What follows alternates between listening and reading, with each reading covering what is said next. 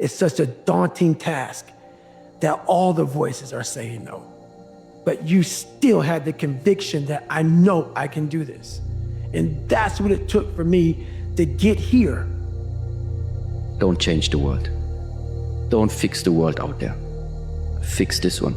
Fix by you walk through this lifetime, you meet your friends, you meet your partner, you meet your colleagues, whatsoever, and you're being triggered. Remove whatever is triggering you. Remove it. One demon gun. Continue walking through lifetime. Why is it triggering you?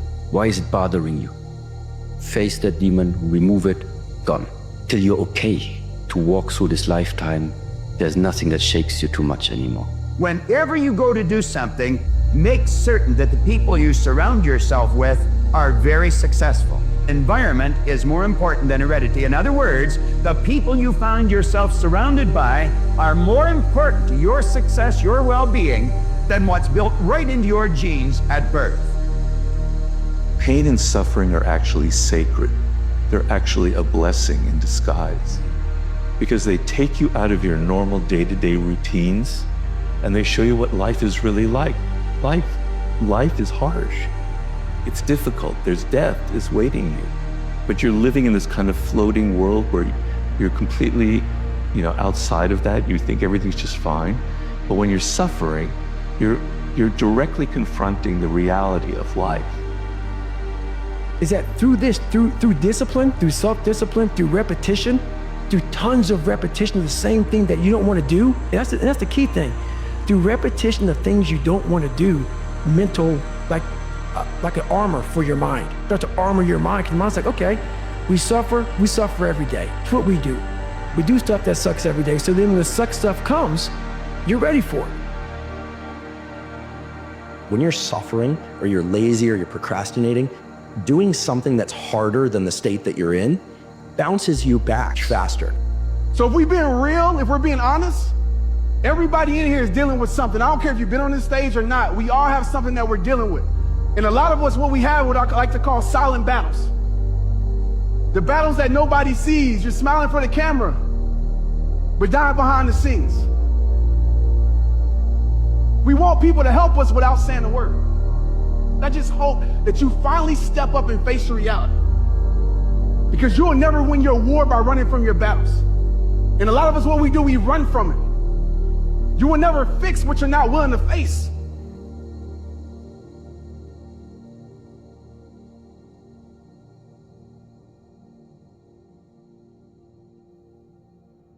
Hey, listen, let's be real. You won't always be motivated, but you have to learn how to be disciplined enough to keep going.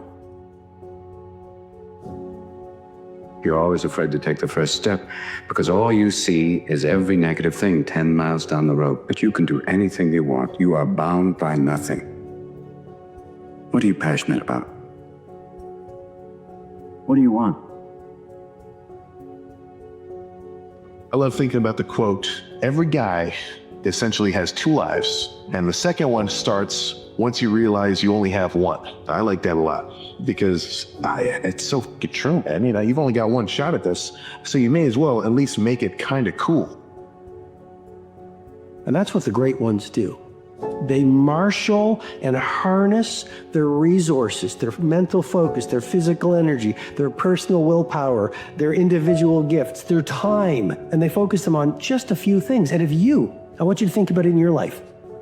If you stripped away all the noise, you focused on the signal, you stripped away all the complexity, you got monomaniacally concentrated on just a few things, of course you'd be brilliant at those few things. Everybody wants to feel like a winner. Everybody wants to feel like a winner. So how do you get the winning feeling? Simple answer, you win. Okay, how do you win? Well, you cross the finish line first. Now, fortunately in life, what successful people do, and I learned this after many years, it's so important, is they set up finish lines for themselves that they can cross. And so if you complete a task of any value, it's like winning a little bit, and you feel like a winner. You start, you work, you complete the task. Silence the voice of doubt within you. Let your actions speak louder than your fears. Your dreams are built on the thoughts you choose to believe. 90% of your self-doubt is the result of a lie, that you overestimate the degree to which other people are noticing or observing your actions or behaviors. It's called the spotlight effect. It says that we think everyone is looking at us and focusing on us, when in reality, everyone is just focusing on themselves. No one is looking at you. No one really cares about the things you're doing because they're just concerned with themselves. So it's a reminder, there's no one to impress. You don't have anyone to impress with your actions or decisions or the things that you're doing. The only person you need to worry about impressing is yourself. So remember that the next time you're paralyzed by inaction, the next time you're paralyzed by self-doubt, no one really cares about you. That should be liberating. That should encourage you to live according to your values, your principles, to just be you. The bloodline breaker is you. It's any person, you're qualified to be one, and so am I, and I don't care what anyone else says, that decides they want to break the generational curses and the crap and the shit they've had going on in their family, genes, and bloodline. It's gonna take you getting pissed off. It's gonna take you getting stirred up. Grab the rearview mirror, point it in your direction. Is that who you're supposed to be? If it's not, you can make a decision today to be the bloodline breaker in your family, and I promise you, you can literally curve history just by waking up at this moment. Life's not fair. There is plenty of uncontrollable luck that deeply impacts our lives. Where we are born, who we are born to, and the circumstances of our early childhood all have an outsized impact. Bad people win and good people lose, all the time. But within that dark context, there are bright spots. The opportunity playing field is leveling. The world may never be truly fair, but it will always belong to those who make the most of what they have before them. Be grateful for what you have and make the most of today. I want to make sure everybody knows that they're enough. No matter what they go through, what they've been through, that they are enough. The number one cause for anything is people not knowing that they're enough. They feel like they're not enough. Just because you have some bad chapters doesn't mean your story can't end well. And every story has bad chapters. It's about you finding the strength to turn the page. And so hold on to that in your struggle, in your journey, in your pain, and then turn your pain from your worst enemy to your best friend. Do that. Use pain, don't let it use you. Time and consistency is a powerful combination because the passing of time is already an absolute.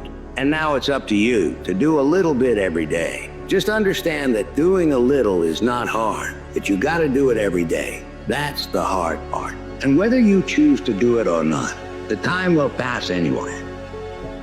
If you aren't willing to give it your all, if you're not willing to go 110% just to give up, you're doing nothing but wasting your time. Understand that the path to success is not going to be easy.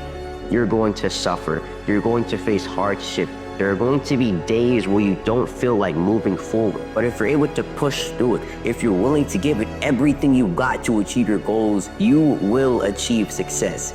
If you acknowledge that the path is going to be easy, but are willing to commit yourself to giving it your all, to giving it 110%, I guarantee that you will achieve your goals.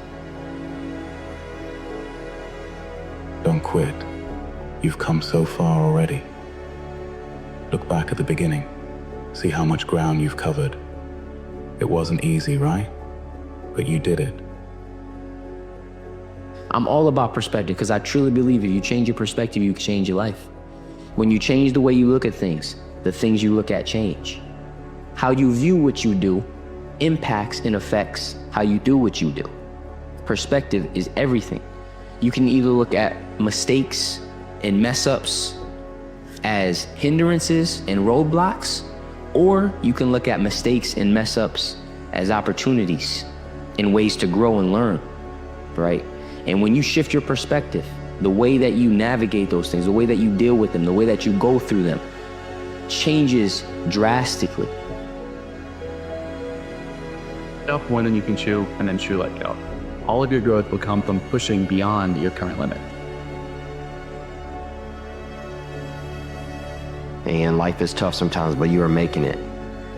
And that there is a reason that you are going through what you're going through. Wherever you are in your life is where you're supposed to be. and it's part of your journey. And I believe you know that this all ends really, really well. It can be tough right now. It all ends really, really well. We say we want to get better. We say we want to learn about this or that. We say we want to make a change. We say we've decided to get serious. But is this true?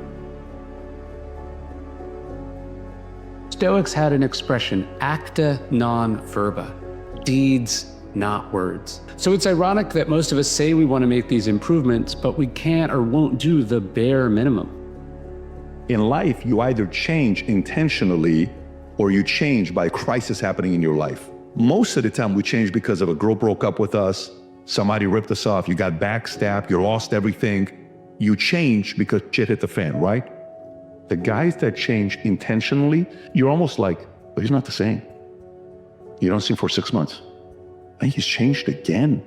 If you can change intentionally without crisis happening to you, you're ahead of everybody by 99% of people you're ahead of. It's not even a question.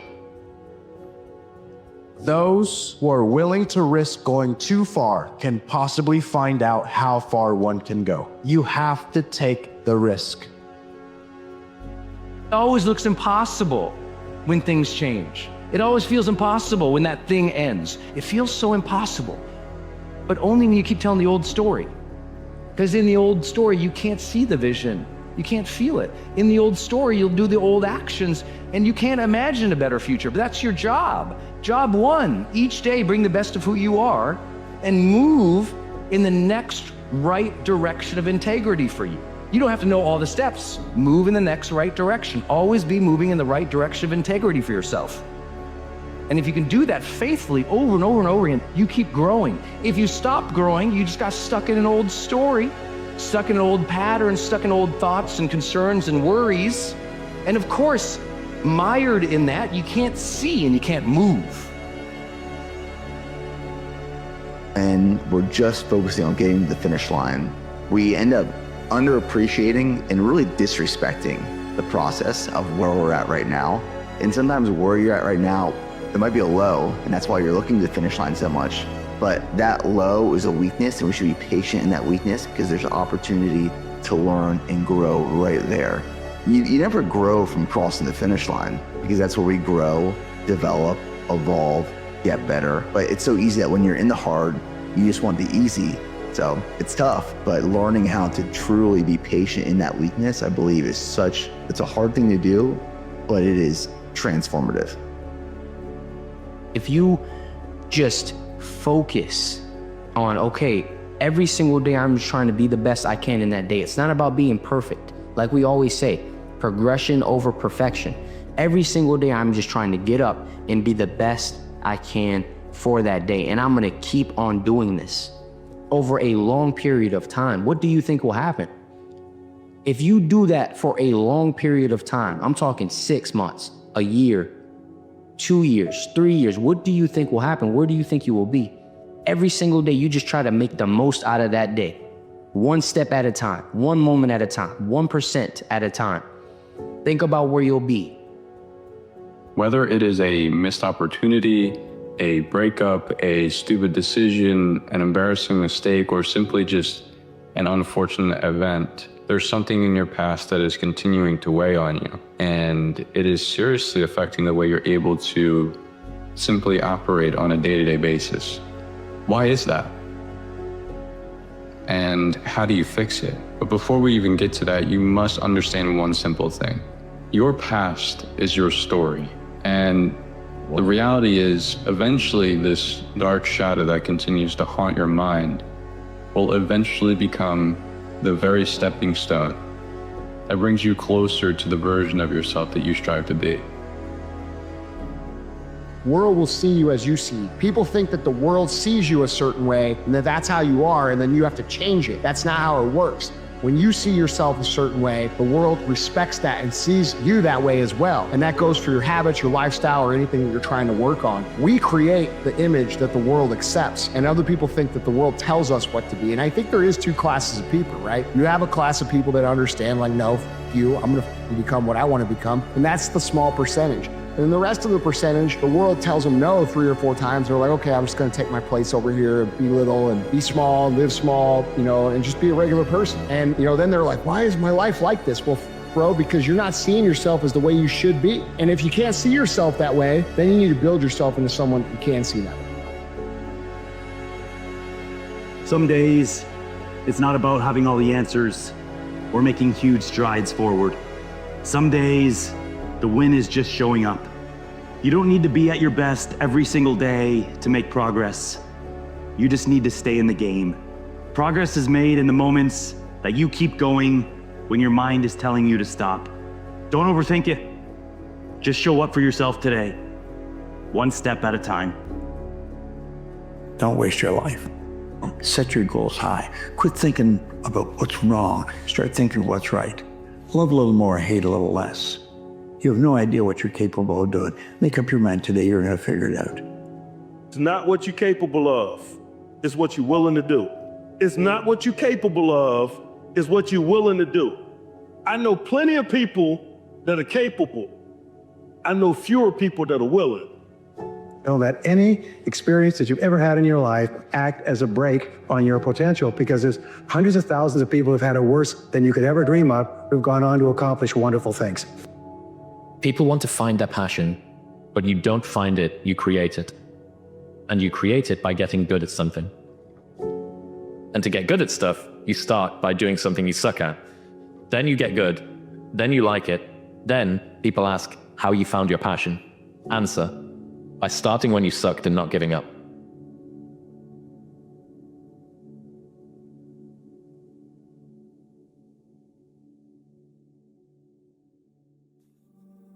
What is yours will always find you, no matter how lost you feel right now.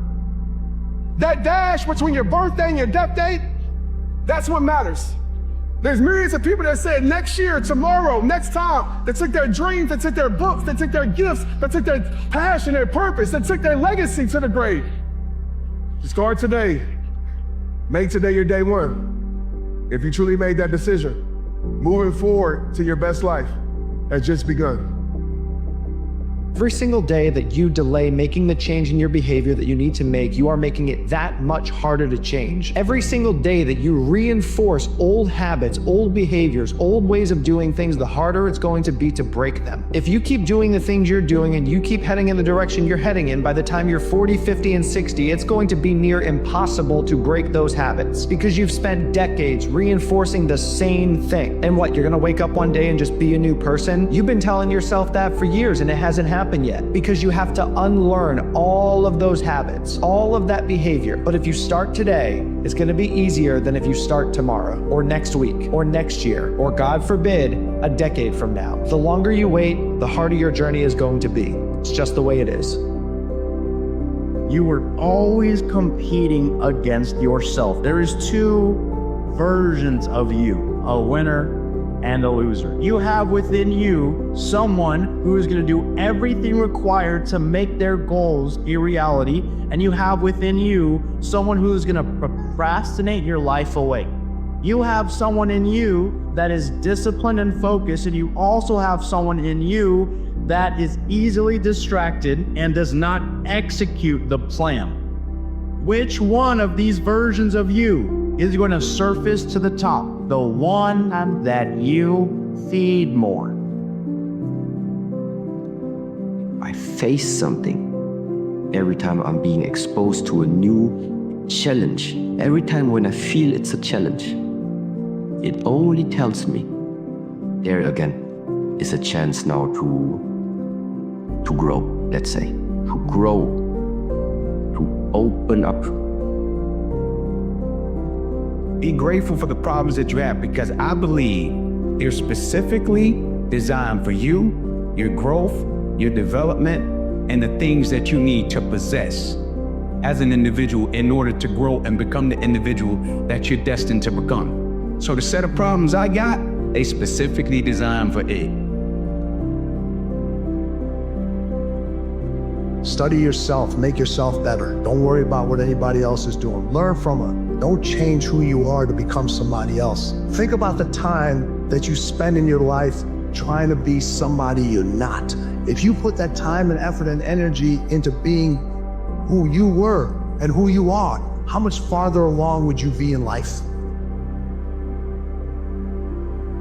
We create what we focus on. Where focus goes, the energy flows, but most people are focusing on what they have to do, not what they can do. They're focusing on what is versus what they're here to create. What makes you a leader is you see things as they are, but then you see it better than it is, and you make it the way you see it. You come up with that vision and you make it happen. Simply put, you get to choose one of two ways to make any and every decision. One of two. You can either move through life acting on curiosity and hope, making decisions from a place of expansion and self-trust, or you can build your life and make decisions from a place of constriction, fear, and doubt. So when it comes down to it, ask yourself which of the two you value more and start acting from there. If everybody around you supporting you, you're probably not trying to do something very big. You really aren't. Because most people don't want you to see you get too successful or too happy because it'll expose them. So don't let people with small lives and small thoughts project their limitations onto you. Because they're trying to get you to yield to get on their road. Don't yield. You were born to be on the road less traveled. Best revenge in life is success. There's nothing better than showing the world that you did what you said you would. Their words of negativity, their hate towards you saying that you could never do it is fucking irrelevant. And look at where you are right now. Be proud and throw up that middle finger to the outside world's negativity, to the noise. Be the boring friend. Go to bed early, prioritize work, and chase your dreams rather than pleasure. They may say you're crazy, but you're doing this for yourself. Besides, you're meant for something more. It'll be worth it in the end. No matter what you are going through in life, how sad you are, how much pain you're feeling, the trauma that you're going through, you are strong enough to see another day. And it's not about being 100% every single day. It's about just showing up. That's what I do. No matter what the odds, no matter how I'm feeling, I show up every single day. Your journey might not have started with all the answers laid out on a silver platter. You might have stumbled at the start, but those missteps don't define you. Instead, they forged you into someone deserving of creating profound change in your life. Right now, you hold the power to change your future. Don't wait for the perfect time or circumstance. Believe in yourself. I believe in you too. The lower self and a higher self. You can recognize this. Your lower self comes out when you eat junk food, you spend 2 days just playing video games all day, when you don't get your work done, you're lazy, when you're not nice to people. You feel kind of bad, you feel kind of ugly and rotten. You may not admit it to yourself, but something doesn't feel good about it. But when you have discipline, when you spend 3 months getting in really good shape and you get better habits, when you complete a project, when you work well with other people and get something done, you're tapping into that higher potential that each human being, every single human being has. Feeling lonely? Me too. I feel lonely a lot. But what loneliness is at its core is a lack of understanding of who we really are. When something bad happens, why me? To feel sort of a grievance, that things aren't fair, to feel that other people aren't giving you what you want or what you deserve. Start from a position of feeling kind of sorry for ourselves. We deserve more than what we're getting. And so Amor Fati is very powerful in that you train yourself to accept everything that happens. It's sort of a banality to say that things happen for a reason, but there's some truth to it. For Nietzsche, it was, this is life. Life involves pain. Life involves adversity. You're going to die one day and it's not going to be pleasant. Your friends and family members, they're going to die one day and it's not going to be pleasant. You're going to have failure in life. People are going to hurt you, but that is life. That's what it is. So to resist that, to be angry about that, means to not love life itself. Join an easy crowd. You won't grow. Go where the expectations are high. Go where the demands are high. Go where the pressure's on to perform, to grow, to change, to develop, to read, to study, to develop skills. Go where the demands are high. Go where the expectations are strong so that it'll provoke you, push you, urgently insist that you not remain the same for the next couple of years, the next 5 years, that you'll grow and change. The battle is feelings versus discipline. And I hate living according to your feelings. I hate acting according to your feelings. They get you messed up, dude. They jack your life up.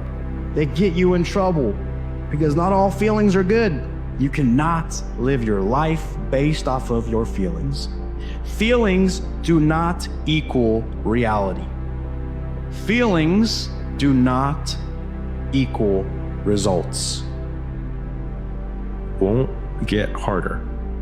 Like, this is the hardest part.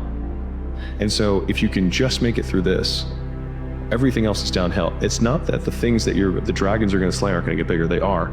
But you become so much more equipped to slay them back. And you have so many more allies. You have people in the stands cheering for you. You have the audience. You have all of these other things that are behind you. But at the beginning, it's just you with a stick against a bear. I need you to understand that there is an undeniable power behind belief. And I know that you've never had anybody that's truly believed in you, but I'm telling you that I believe in you. I know that you can overcome your destructive habits, that you could become more confident, you can earn more, you can let go of traumas that should no longer serve them, and you're better than that. I'm saying what if and start saying why not. Some people are gonna live with the what if for the rest of their lives. But when I get old, I'm on my deathbed. Man, what if I would've took that chance? What if I would've just started? What if I would've took the first step? Taking the first step got us exactly to where we are today. You take a chance to do something that you love, or you saw in a dream, it can change your life. But exactly where you are right now is always gonna be there. It's never gonna go anywhere. Your hometown's gonna be the same. People are gonna be doing the same shit around you. But a chance for you to get out of where you're at, step out and take a chance on life, and it could be the best decision you ever made in your life. But you can't sit down and what if? Sit down on your ass and think, damn, what would it be like to be there? Go fucking do it. The hardest part about change is not making the same choice as you did the day before. Now, once people understand that they're going to be uncomfortable, then the question is, what thoughts do you want to fire and wire in your brain? What behaviors will you demonstrate in one day? And the act of closing your eyes and rehearsing who you're going to be when you open your eyes begins to install neurological hardware in your brain to look like you've already done it. Whatever you're thinking about, that's who you will become, because thoughts lead to actions, actions lead to habits, habits lead to lifestyle, and that lifestyle is what dictates who you are. Here's the reality. Bad days are in store for all of us. It's guaranteed. It's the circle of life. So the question we need to ask ourselves is it really worth wasting perfectly good days fearing the bad ones? Will chase happiness because they think that that's what they need, when in reality, happiness is just a byproduct of becoming the best version of yourself. So instead of chasing the emotion, become the type of person that is experiencing that emotion, and you can be in that state more consistently.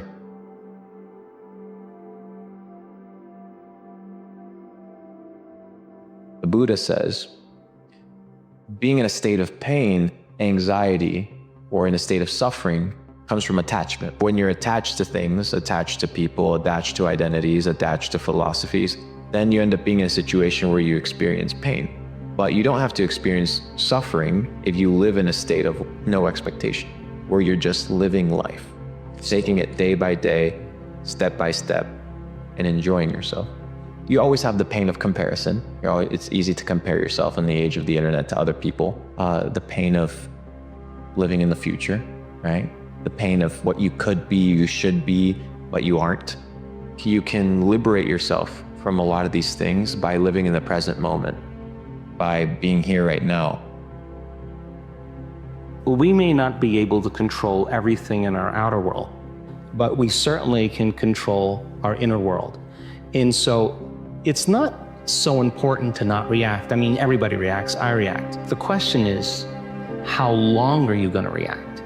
So if you keep an emotional reaction going on for an extended period of time, you're memorizing that emotion, and your body, as the unconscious mind, is believing it's living in the same past experience 24 hours a day, 7 days a week, 365 days a year. We become addicted to the very life we don't even like.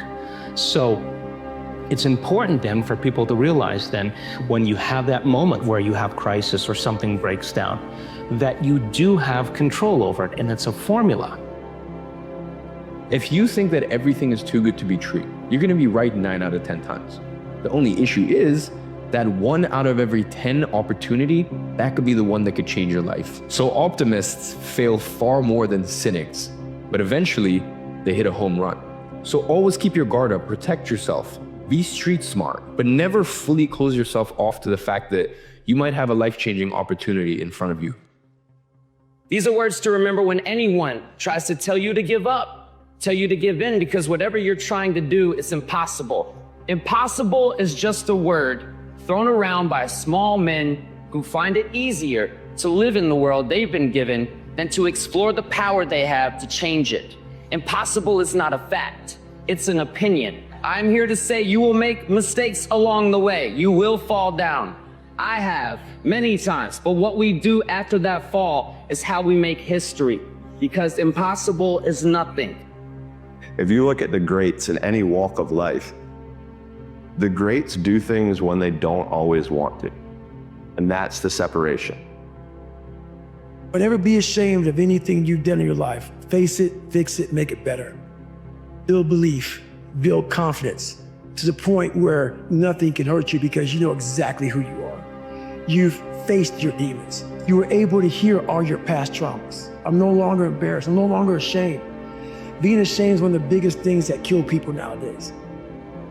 What's risky is living your life and never trying for anything and never doing something brave and never getting yourself scared, and in a good way. You know, if I see something, I see an opportunity, I'm gonna go for it. Yeah. You know what I'm saying? We're all gonna die one day. So we live like that. Live like you could die tomorrow. You know, go for it. A lot of people think they have all this time, so they f***ing waste it. And they never go out and do what they really set out to do or accomplish or do anything great in their life. You think when you're young that you have all this time. You have no time. There's no time. There is no tomorrow, you know? There is no tomorrow. That shit. Let's get all this done today. Contemplate the price you pay for inaction. So I think a lot of the time we presume that inaction has no cost, but it does. Inaction does have a cost because your attention is the most important thing that you have. So contemplate the price that you pay for inaction. It's a justification for you doing things sooner rather than later and committing. Every morning when you get up, say over and over to yourself, do it now, do it now, do it now. I do it now, do it now. Whenever you have this tendency to procrastinate, program your subconscious mind with this automatic conditioned command, do it now, do it now, do it now. The key to overcoming procrastination is to develop a sense of urgency. Be the kind of person who gets things done quickly. Be the kind of person who launches fast on a task.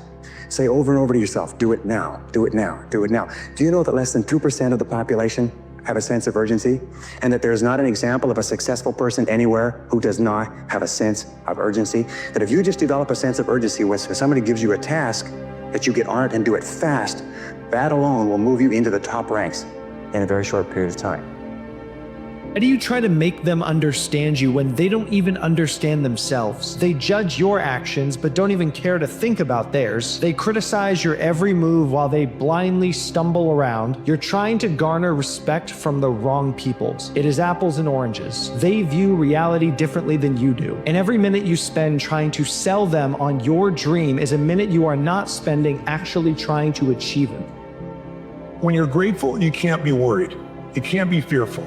When you're grateful, you can't be angry. And anger and fear are what screw people up most in their relationships, in their life, in their business. So I wire myself. I was saying to you that most people want to be happy, but their habit is to be worried or pissed off or frustrated or stressed. And so they've got a highway to stress and they got a dirt road to happiness.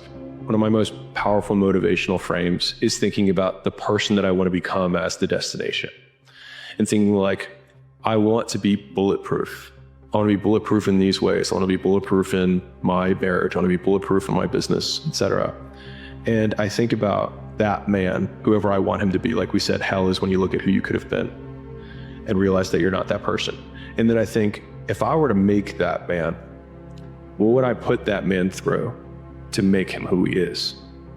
Like, it wouldn't be easy times. It wouldn't be quick wins. It wouldn't even be easy wins. It would be the toil and the struggle of achieving and reaching for things that are right out of grasp. And so when I'm going through those like really harder times, I like to think of like looking in my mental mirror of like, I'm making you. I'm not there yet, but I'm making you.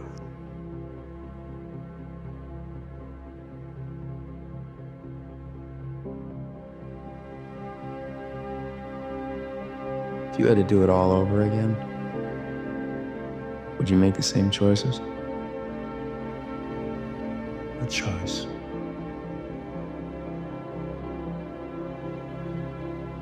We can't run from who we are.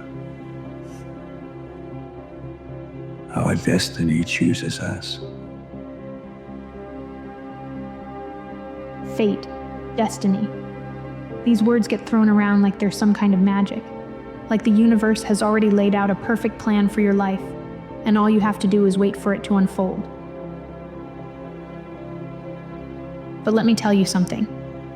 That's not how it works. Destiny isn't something that's handed to you.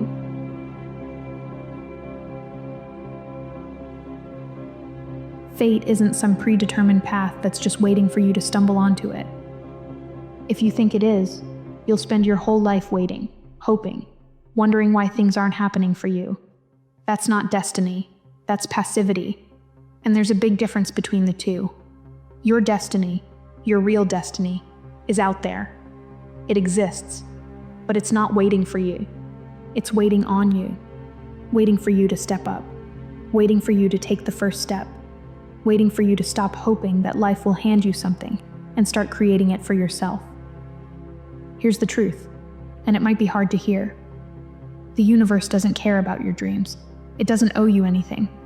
It's not going to put success, meaning, or purpose into your hands just because you want it badly enough. If you want to chase your destiny, you have to be willing to fight for it. You have to be willing to bleed for it. You have to be willing to go to war with yourself for it. And yes, I said with yourself, because that's where the real battle is.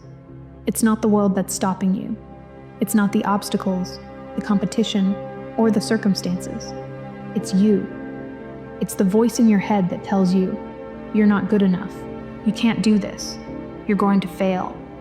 It's the fear that keeps you small, the doubt that keeps you frozen, the excuses that keep you from taking the risks you know you need to take. But here's the thing about fate. It's not fixed. It's not rigid. It bends to those who are willing to act. It's forged by those who refuse to accept the life that's been handed to them, who refuse to settle for less than what they're capable of. Fate doesn't decide your future. You do. And let's be honest.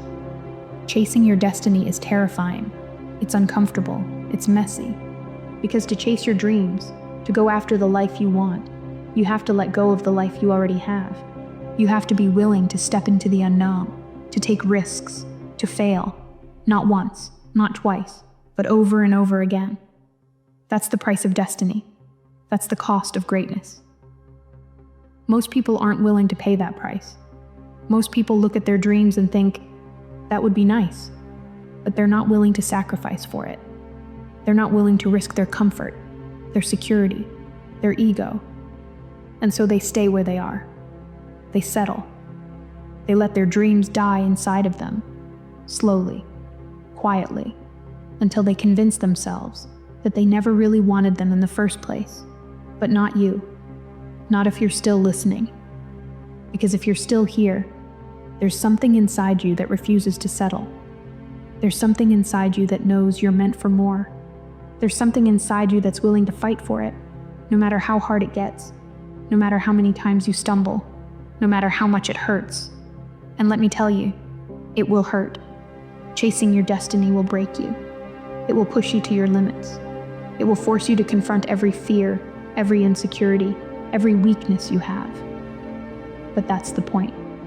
Because destiny isn't just about what you achieve. It's about who you become in the process. It's about the strength you build, the resilience you forge, the person you create through the struggle. You have to understand something. The version of you that's sitting here right now, the version of you that's safe, that's scared, that's comfortable. That version of you cannot achieve your destiny. It's not capable of it. If you want to claim your fate, you have to let that version of yourself die. You have to shed the old you, the weak you, the you that's been holding yourself back. And that's hard. It's painful, because growth is painful. Change is painful. But you know what's even more painful? Regret. Looking back on your life and realizing that you let fear win, realizing that you had a chance to create something incredible, and you didn't take it. Realizing that you let the life you could have had slip through your fingers because you were too afraid to reach for it. Don't let that be your story. Don't let fear, doubt, or comfort keep you from chasing your dreams, because your destiny is out there. And yes, it's going to take everything you have to reach it. But isn't that the point? Isn't that what makes it worth it? Fate doesn't favor the passive. It doesn't reward the ones who sit and wait. Fate favors the bold, the ones who step into the fire, the ones who take risks, the ones who fail and rise and fail again, because they know that every failure is a step closer to their dreams. So, what are you waiting for?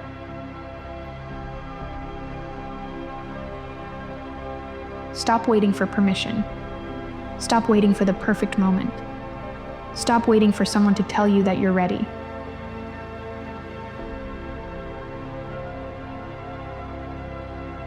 You'll never be ready. The stars will never align. The perfect time will never come. Your destiny isn't a gift. It's a challenge. It's a test. And the question is, are you willing to face it?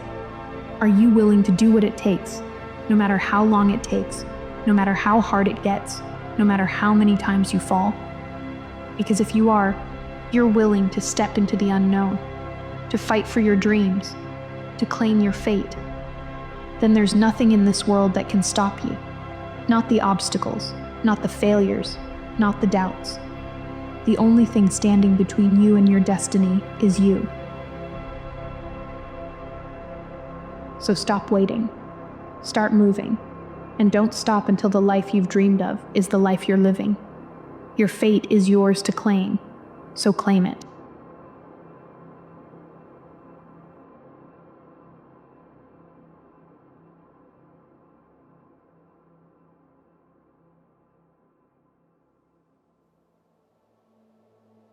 Now you're gonna have to go through hell. Worse than any nightmare that you ever dreamed. But I would say, bring it on. Then I often say to people, you're going to have pain one way or the other. Which pain would you like? The most important question to ask is, what pain do you want in your life? What are you willing to struggle for? To me, a fight is not a fight until there's resistance, until there's something to overcome. If you gaze into the abyss long enough, you see the light, not the darkness. But in the end, I know you'll be the one standing. And every day you wake up, it sucks. And when it's over, you feel better. It sucks, you feel better. Until you win, effort always goes unnoticed. Get used to it. No one roots for you until everyone roots for you. That's just how it works. And the truth is, the price of progress is pain. The pain of discipline or the pain of regret. Go for the discipline because it weighs ounces. The regret weighs tons. And unfortunately, resilience matters in success. I don't know how to teach it to you except for I hope suffering happens to you.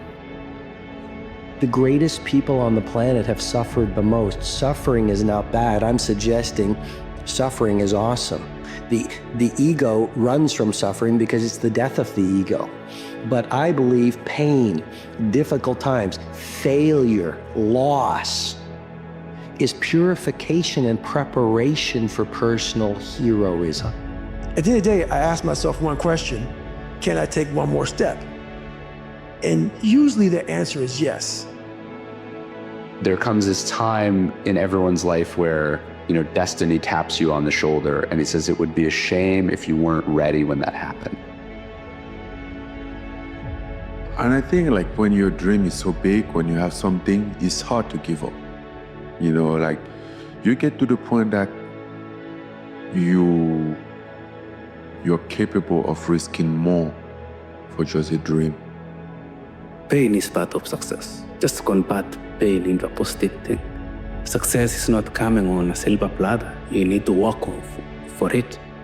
The moment you are working for it, that's how you undergo pain. Yeah. Pain in your body and pain in your mind thinking. But at the end of it, you'll enjoy. My point was that a life without pain is a life without challenge, and a life without challenge is a life without growth. So not only do I embrace the challenge, embrace the pain associated with challenge and growth, but I even look forward to it in many regards. I invoke, please, give me some challenges here because I need to be tested. I need to be stronger. I need to grow in my resolve with whatever weakness is in my character. Pain is a beautiful thing. Challenge is what life is about. A life without challenge, a life without pain is a life without growth. And where there is no growth, there is stale, stagnant energy.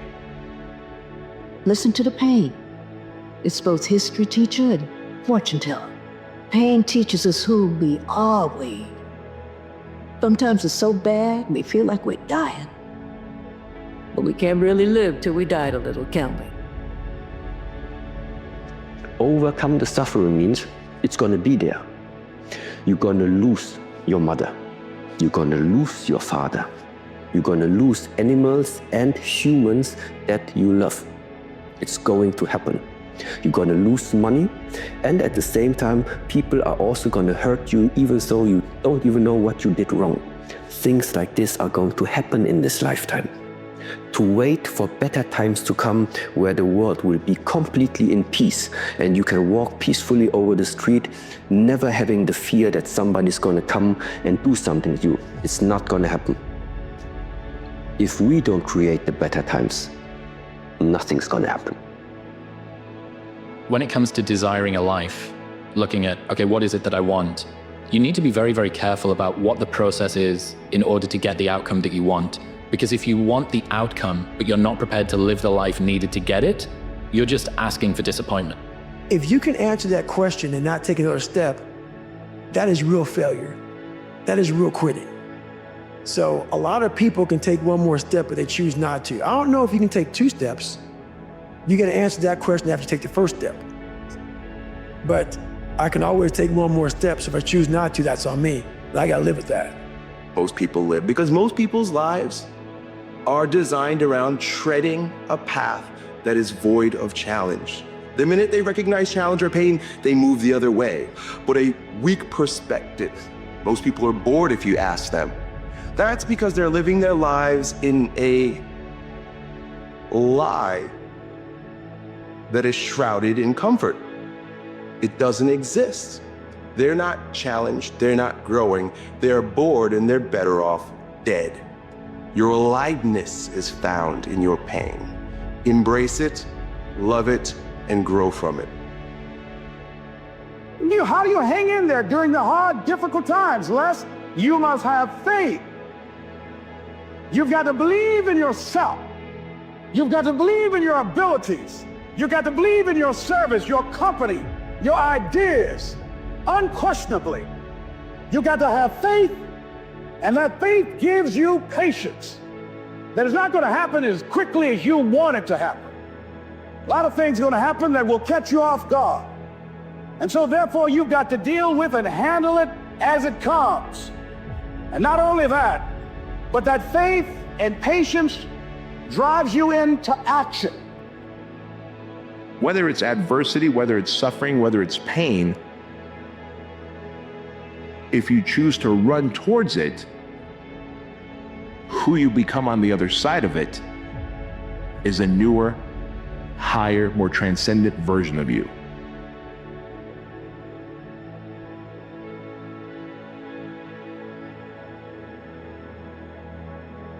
my mentality when I do start to be like, damn, this is a lot, you know what I'm saying? It's just like, you know, that's what it's supposed to feel like. If you are going toward what the vision look like, and that's like greatness. That's, you know, on multiple levels. That's the vision that I'm working toward. So I'm like, I just think about that, like this ain't supposed to feel, you know, comfortable. It's supposed to be uncomfortable. It's supposed to stretch you. It's supposed to be a burden to a degree. And you gotta, you know, wrap your mind around that and accept it and embrace it. And you catch the wisdom off of that. I even miss the pain. That's why I even try and tell people that just embrace the struggle though, because one day it's gonna be done. I look back on them times and actually somehow miss them still. Progress is pain. Most people do not want to experience pain. They like comfort. So if you want progress, you must be willing to, in the process, experience pain so that you may achieve your goal. Heroes and villains always have the same backstory, pain. The difference is what they choose to do about it. Villain says, the world hurt me, I'll hurt it back. The hero says, the world hurt me, I'm not gonna let it hurt anybody else. Heroes use pain, villains are used by it. Make up your own mission statement. What do you want to be in life? And once you do that, now you can work with somebody to get better. You can work with yourself to get better.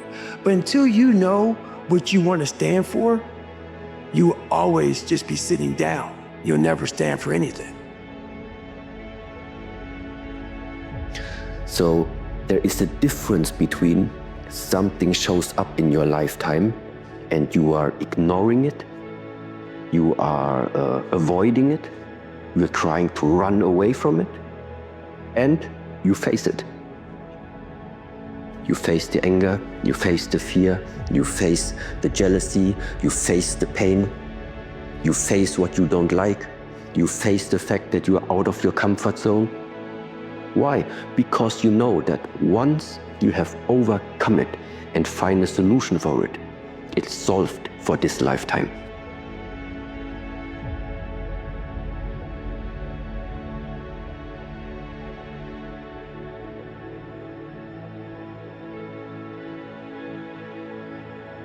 You don't have to necessarily have done anything wrong for things to get completely out of control.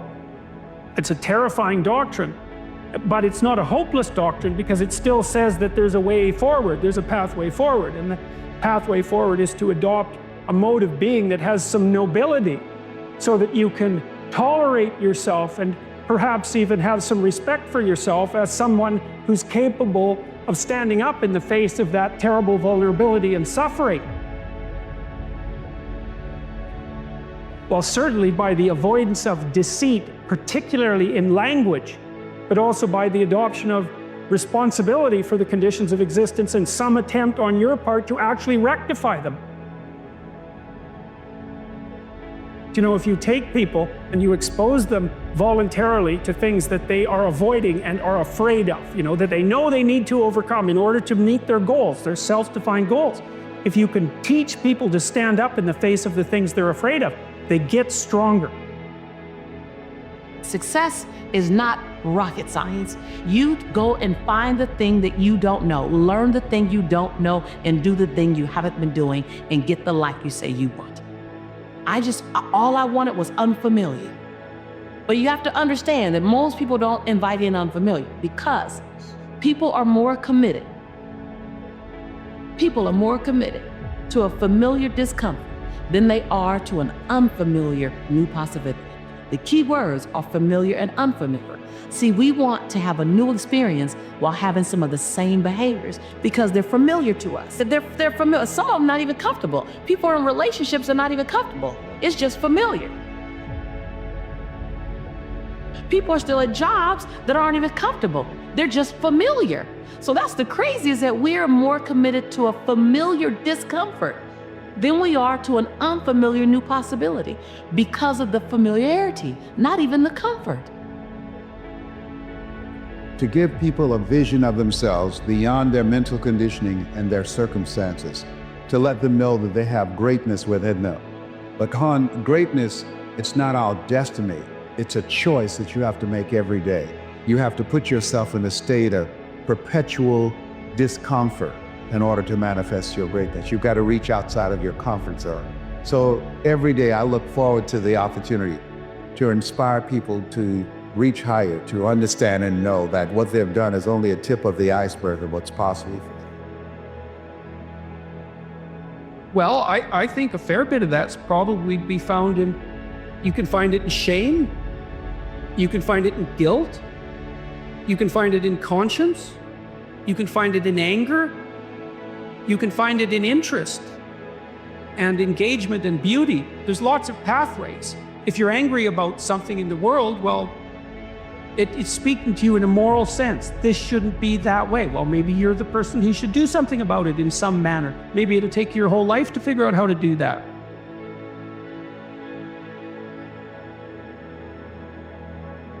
Negative emotions can be a pathway to transformation.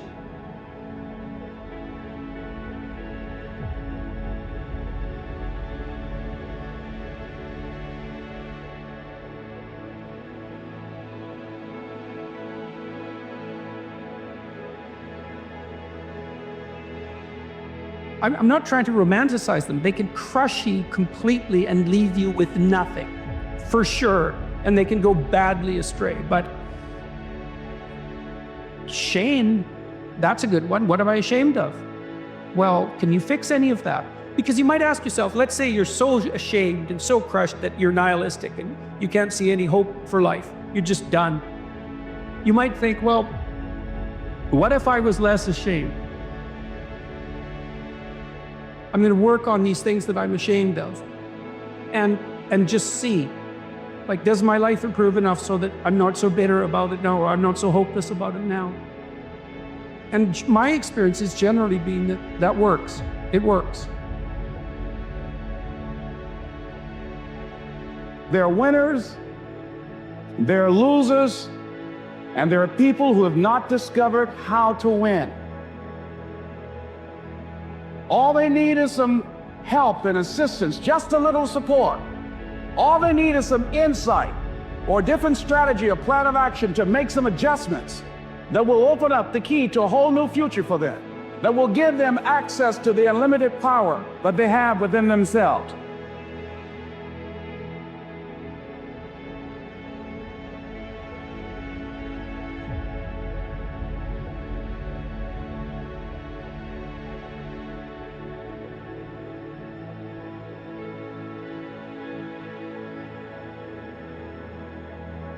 If we do not do what we cannot do, there's no issue. If we do not do what we can do, we are a disaster. So I'm saying, at least are you as joyful as you were when you were 5 years of age? At 35, 40, if you are not as joyful and as exuberant as a 5-year-old boy or girl that you were, obviously you're a disaster because you're not even square one. That was square one of your life when nothing was in your control, all right? You're not even in square one, you sunk deeper. That's a disastrous life. Never before in the history of humanity, any generation had these kind of conveniences, these kind of comforts, these kind of wonderful things that we have today. Never before human survival was better organized than it is today. If we don't do it now, when? Many great beings have come on this planet, but when they spoke, hardly 10 people could hear. Today we can sit here and talk to the entire world. When we have this, if we do not transform the world into a more loving, joyful, exuberant humanity, it simply means we don't care. I don't want to go as that.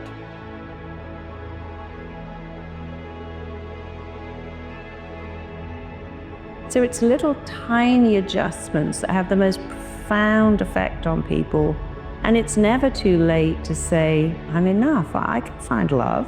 And now if you give someone the power to make you feel good, you give them the power to make you feel bad. And if you do it to yourself, you feel so much better. It makes you slightly bulletproof. You still need other people, we all need other people. But the dialoguing with yourself and starting with I'm enough,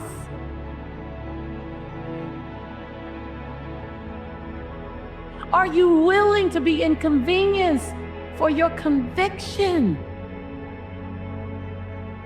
And as you ramp up, you're going to have questions. You're going to be afraid. I do more things afraid now than I do fearless. Because the bigger you play, the bigger your breakdowns. Fear fuels you. Fear is informing you. It's not stopping you. I'm not enough. I need more. And if you feel enough, you start to feel equal. See, most of us feel unequal. Really what I'm enough is doing is reactivating, remanifesting, regenerating what you were born with, an ability to say, I'm enough.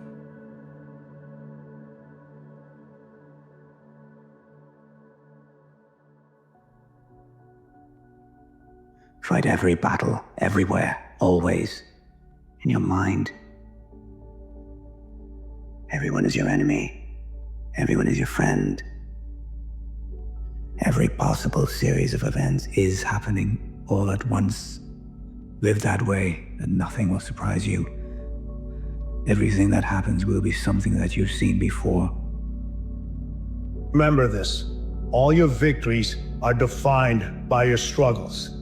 Temporary greatness is earned every time you don't quit. Fear is not real. The only place that fear can exist is in our thoughts of the future. It is a product of our imagination, causing us to fear things that do not at present and may not ever exist. That is near insanity, but do not misunderstand me. Danger is very real, but fear is a choice. When you make it, you'll realize that you always had it in you.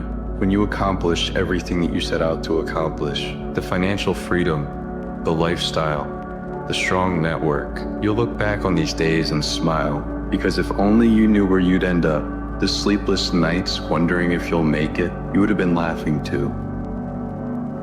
Muhammad Ali said, I hated every one of those training sessions, but I said to myself, don't give up. He said, I didn't want to do those, but I wanted to be heavyweight champion of the world. The most successful entrepreneurs, creatives, are people who capitalized on the potential they had. Everything that hurts you, find a way to overcome it. Everything that you feel is difficult for you, find a way to still do it. As long as you can do the things, stop listening to the mind.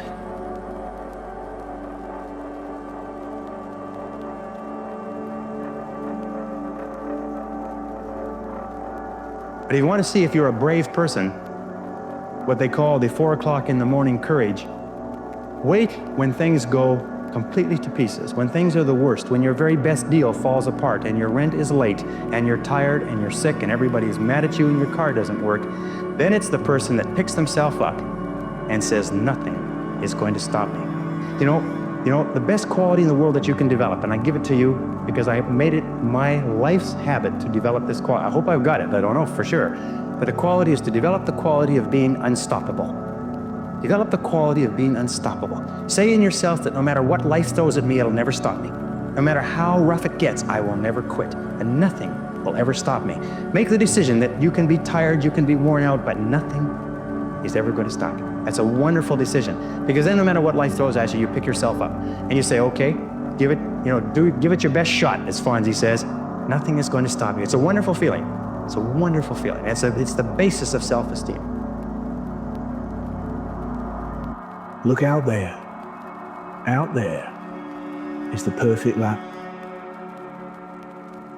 No mistakes.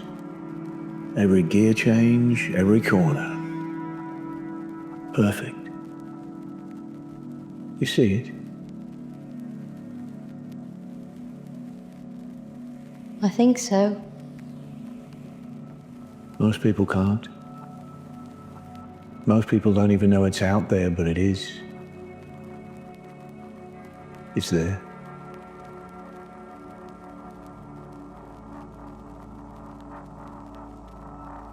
Betray your destiny and see how long it takes you to be drowning in a storm.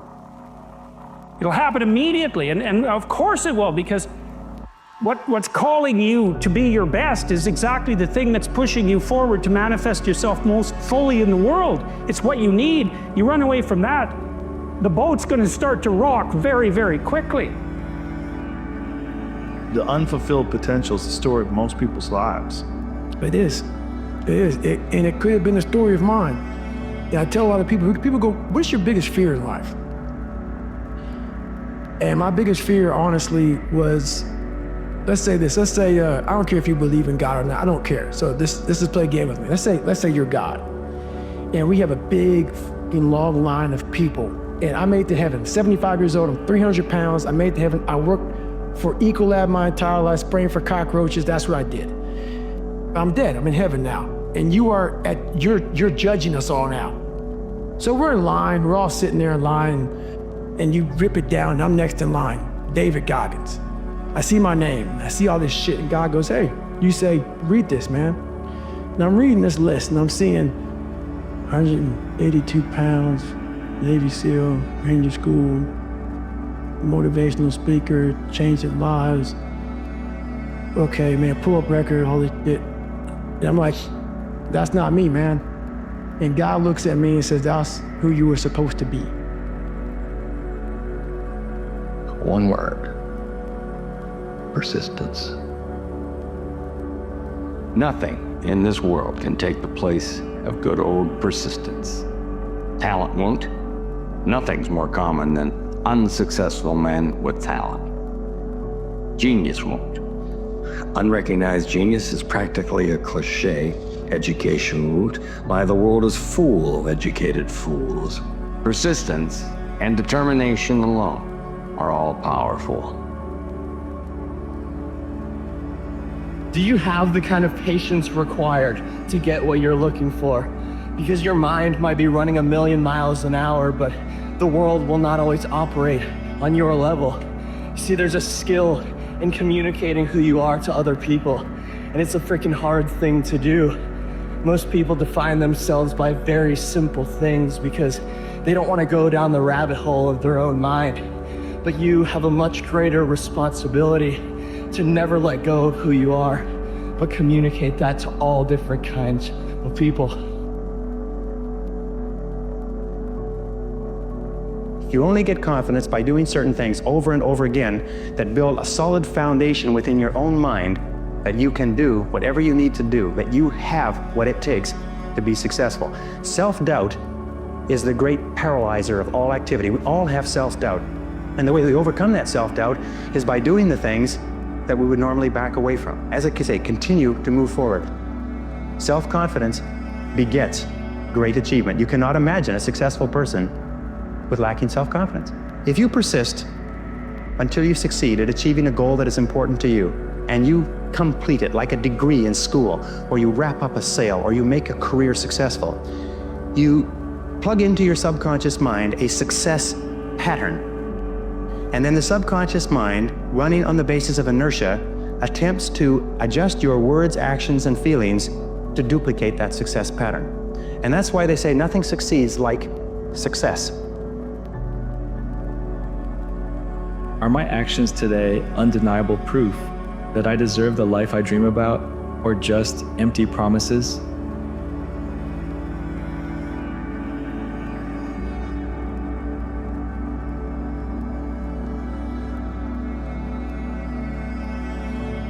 When you think about becoming stronger, becoming better, becoming whole, it's tempting to imagine a grand transformation, a single moment where everything changes, where the weight is lifted, the struggle ends, and you finally arrive at the version of yourself you've always dreamed of.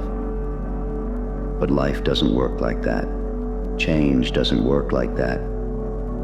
The truth is, the person you're meant to be is built in the quiet, not in the sweeping gestures or the dramatic breakthroughs. but in the small, unremarkable steps you take every day. That's how strength is built.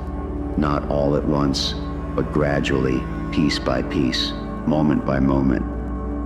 Every small decision you make, every time you choose discipline over comfort, effort over ease, courage over fear, you're shaping yourself.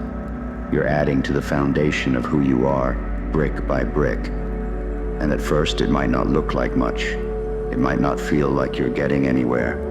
But one day, you'll look back and you'll realize that every small step was part of something bigger. You don't become strong by lifting the heaviest weight all at once. You become strong by showing up day after day, lifting what you can, and gradually growing into the person who can lift more. You don't become wise by reading 1,000 books in a single sitting. You become wise by seeking knowledge, one page at a time, reflecting on it, letting it shape the way you see the world. Life is a collection of moments, and the moments that matter most often don't feel monumental when they're happening. They're the mornings you choose to get out of bed, even when you don't feel like it. The times you choose to say no to the things that don't serve you and yes to the things that do. The times you forgive yourself for falling short and try again anyway. There's a quiet poetry to that, isn't there? To the idea that the biggest changes in your life will come from the smallest moments. But here's where it gets philosophical. Why do the small things matter so much? Why does the slow, incremental path lead to transformation? It's because those small actions are where your character is formed. They're where you prove to yourself over and over again who you are and what you stand for. You see, every decision you make, no matter how small, is a vote for the person you want to become. Every time you choose to act in alignment with your values, you're casting a vote for your future self. And every time you stray from that path, you're casting a vote for someone else. There's a Japanese concept called Kaizen. It's the philosophy of continuous improvement, small incremental changes that lead to significant results over time. It's the idea that you don't need to be perfect. You don't need to fix everything at once. You just need to be 1% better today than you were yesterday. Because 1% better every day doesn't just add up. It compounds. It creates momentum. It turns into something far greater than the sum of its parts. But here's the catch. The process is slow. So slow that it's easy to doubt it. Easy to get frustrated. Easy to think, this isn't working. I'm not changing. I'm not getting anywhere. And that's when most people give up. Not because they can't do it, but because they've convinced themselves that it's not worth it. So how do you keep going? How do you stay committed to the small, quiet work of becoming who you're meant to be? You remind yourself that it's not about perfection. It's not about the result. It's about the process. It's about the kind of person you're becoming, day by day, decision by decision. There's a beauty in that, isn't there?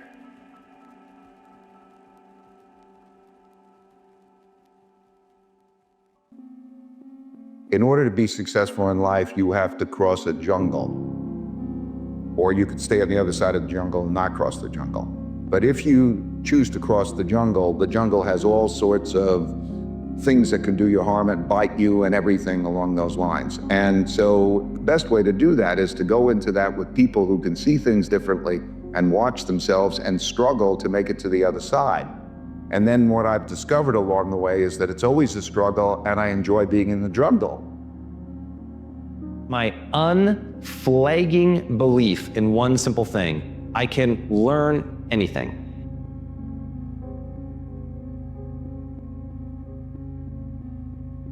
I think people have to realize that they have to accept failure, but don't accept defeat. I think whenever you're trying to do something great, whenever you're trying to be successful, you're going to face failures, but it's those lessons in the failures that really take you to greatness.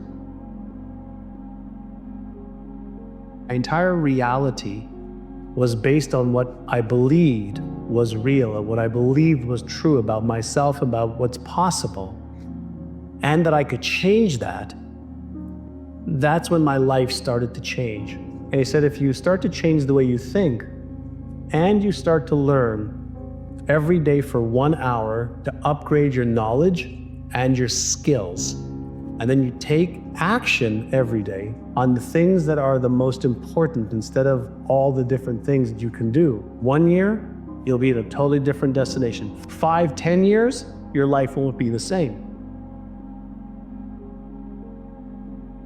So what would be best for you 3 to 5 years down the road if you were really taking care of yourself like you were someone that you thought should be around? And people are very ambivalent about whether they should be around, so this is a lot harder than you think. So you need that vision. And then what you also need is a vision of what your life would be like if you let yourself deteriorate in precisely the foolish ways that you know that you would deteriorate if you let yourself go. And that's contemplation too. It's like, okay, if I let myself go, where would I end up? Haven't developed grit yet. And so grit is the ability to persevere, to see things through, to go past the point at which it is stopped being fun and it becomes boring because you believe in your end goal enough, you're excited by what you're trying to accomplish so much that you're willing to fight through all of that difficulty. You're willing to fight through the boredom, you're willing to fight through the unease that arises when you step outside your comfort zone, you're doing things you're not good at, and things that are boring. Those are the two things that I find kill most people. They just cannot handle the things that make them go, oh God, like I'm not very good at this and I'm feeling really badly about myself.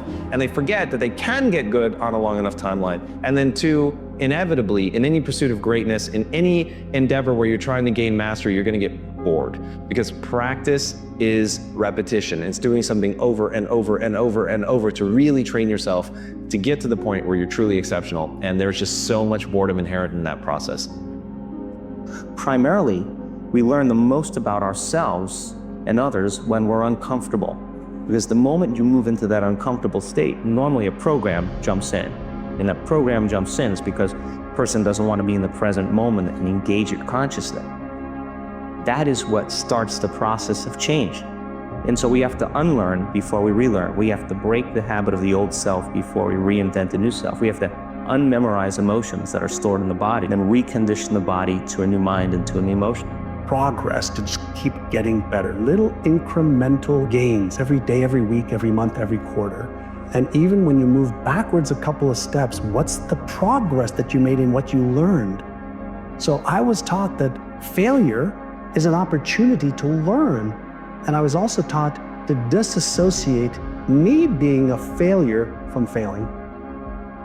If you get yourself in a state of certainty that this is going to work, I'm going to find a way, and if this doesn't work, I will make the way, then you tap a lot more potential. And when you're certain in your potential, you take massive action. When you take massive action, you really believe in something, you get great results. Because the long-term impact of making a decision from your heart and soul, that is where the best life comes from. The little voice in the back of your head that says it matters, it sees those outcomes down into the future and it's telling you that it matters. And if you would like the positive outcome over the negative outcome, which is, like I said, your constant choice, you bloody well better sit down and do what you're supposed to. If you're interested, you'll do what's convenient. You'll come up with stories and excuses and reasons why you can't, and you'll use your education as an excuse, you'll use your story as an excuse, you'll use all of that as your reasons why you can't. It says, but if you're committed, you will do whatever it takes. You'll let go of your stories, you'll let go of your excuses, you'll let go of all the reasons you currently have that are formulating your identity of yourself, and you'll learn how to let that go and become who you are destined to become. Why do most people fail? The answer is they never start. Now, the reason that most people never start is because they don't think that they're going to get a result from their actions. And then that's going to come down to a belief that they believe about themselves. I'm too stupid. I'm not good enough. I don't have the natural talent. That's why most people fail. The hard thing is taking the first step. Everything else is just persistence.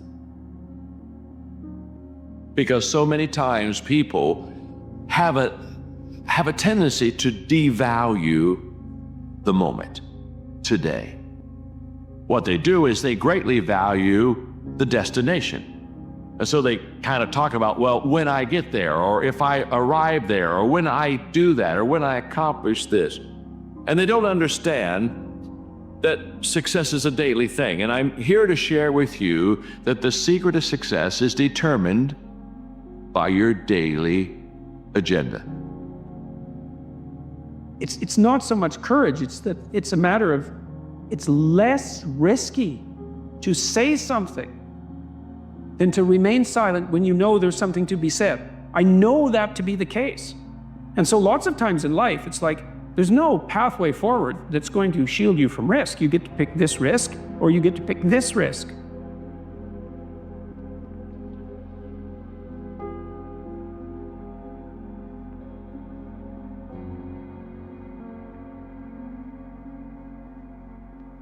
You don't have to have this victim mentality. You don't have to go around telling everybody your sad story of what happened to you and why you're this way. You can go and rewrite the story. You can grab the pen back from the hands of the abusers, of the bullies, of those that created limiting beliefs, and you could rewrite the story yourself.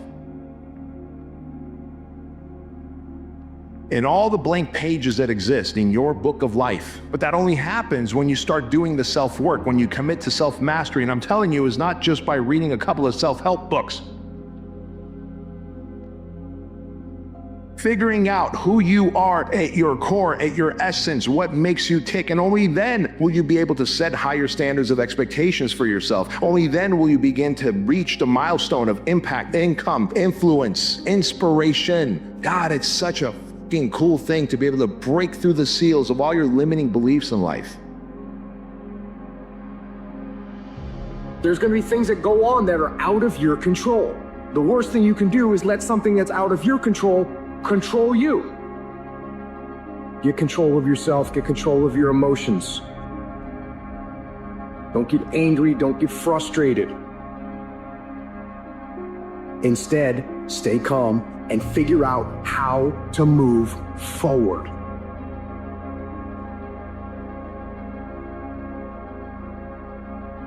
There's a terminology in psychiatry called relational illness. You've heard people say, you make me sick. Some people can make you sick. That if you fool around with them long enough will send you to an early grave. That will drive your blood pressure up. That will turn your hair gray. Who is it you need to get out of your life? You need to ask yourself the question, what is this relationship doing to me? Might be your spouse. Might be friends. Might be your job making you sick, stressing you out. And you being a volunteer victim, are you willing to die for it? Listen, if there's only one pedestal, you must be on it. The idealized version of you must be on it. Not me. Not any other guru or influencer or thought leader. You get on the pedestal. You become the idealized version. You become the hero in your life's story. If your life is a movie and the movie ends, do you want your name at the end in the credits to be the hero and the star, or do you want it to be taxi driver number 2?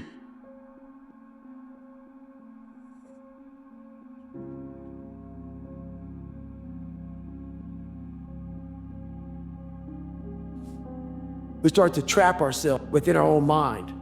And our mind is this big barrier, this big wall.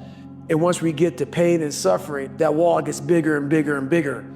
And the mind says it's time to quit. If we're able to find out different ways to get around that, the first thing you have to do is just to calm your mind down. The very first thing you have to do is don't give yourself a way out. You gotta trick yourself also and say, you know what, I might quit. I'm not gonna quit right now. If your mind knows, I'm not gonna quit, I'm not gonna quit. You're not gonna quit, let your mind think it has a little control over you. Then, when you're able to calm down, you're able to think. And then realize, I call it the cookie jar, is you have to have something that fuels you in this time. So once you calm down, what's gonna get you out of the chair? You gotta remember that I've been in times just as hard as this. So I reflected back on my life. Most of us were raised to become ordinary. And I'm not putting down ordinary, but ordinary is just not good enough for me. Ordinary is you go through your life and you fill out the forms and you pay your taxes and you do what your parents tell you and you're honorable and you're honest and you're a good citizen and then you die. Extraordinary is something very, very different. This is about recognizing within yourself that there's something very, very extraordinary that you haven't been trained to believe in, to come to a place where you can apply it and put it into your life. You can go way beyond ordinary. You can go way beyond just being average. All of us are extraordinary. We just have to come to believe it. There's things that you know you're supposed to do as a human being. Things that you know are gonna improve your life. Do those things. There's things that you know are gonna make you a worse person and make your life worse. Don't do those things. Don't do the things that are making you weaker. Start doing the things that are gonna make you stronger and smarter and faster and healthier and gonna make you a better human being. Things that you have in you that you don't even know, but until you get outside of your comfort zone, you will never discover it. You have something special. You have greatness within you. But in order to manifest your greatness, you've got to put yourself in a perpetual state of discomfort. Yes, you've got to challenge yourself. You've got to raise the bar on yourself. You've got to get busy. You've got to work your plan. It's time for me to do me, to pursue my dream, to work my plan, to implement the things that I want for myself and for my family and for my kids. And what is your legacy? What do you want to do for yourself? Most people quit and never finish what they started is because they continually stack L's instead of W's. You probably do things to set yourself up to fail in life. You set your alarm clock to wake up at a certain time, and then you hit that snooze button. What did you do? You stacked the L. If you think that you're meant for big goals and big dreams, change lots of lives and impact and inspire people, well, you probably need a lot of confidence. If you're always stacking losses, hitting the snooze button, saying you're gonna go work out and you don't, saying you're gonna eat clean and you don't, saying you're gonna read a few pages out of a book and you don't, and all those things seem small and trivial until they add up over days, weeks, months, and years, and you have hardened your subconscious into knowing that you are an imposter, that you are not a promise keeper, and therefore your reputation with yourself erodes. Your reputation with yourself, as it turns out, is your confidence. You will hold sturdy against anything that's thrown at you, based on that firm inner conviction that you will not falter, you will not flounder, you will not fail.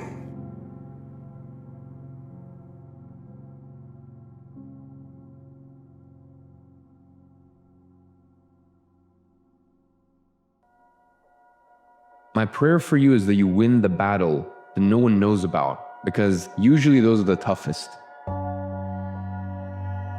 On the other end of suffering is a life that many people don't know even exists. It's a beautiful world. We all live in this world where our brains are keeping us in this box.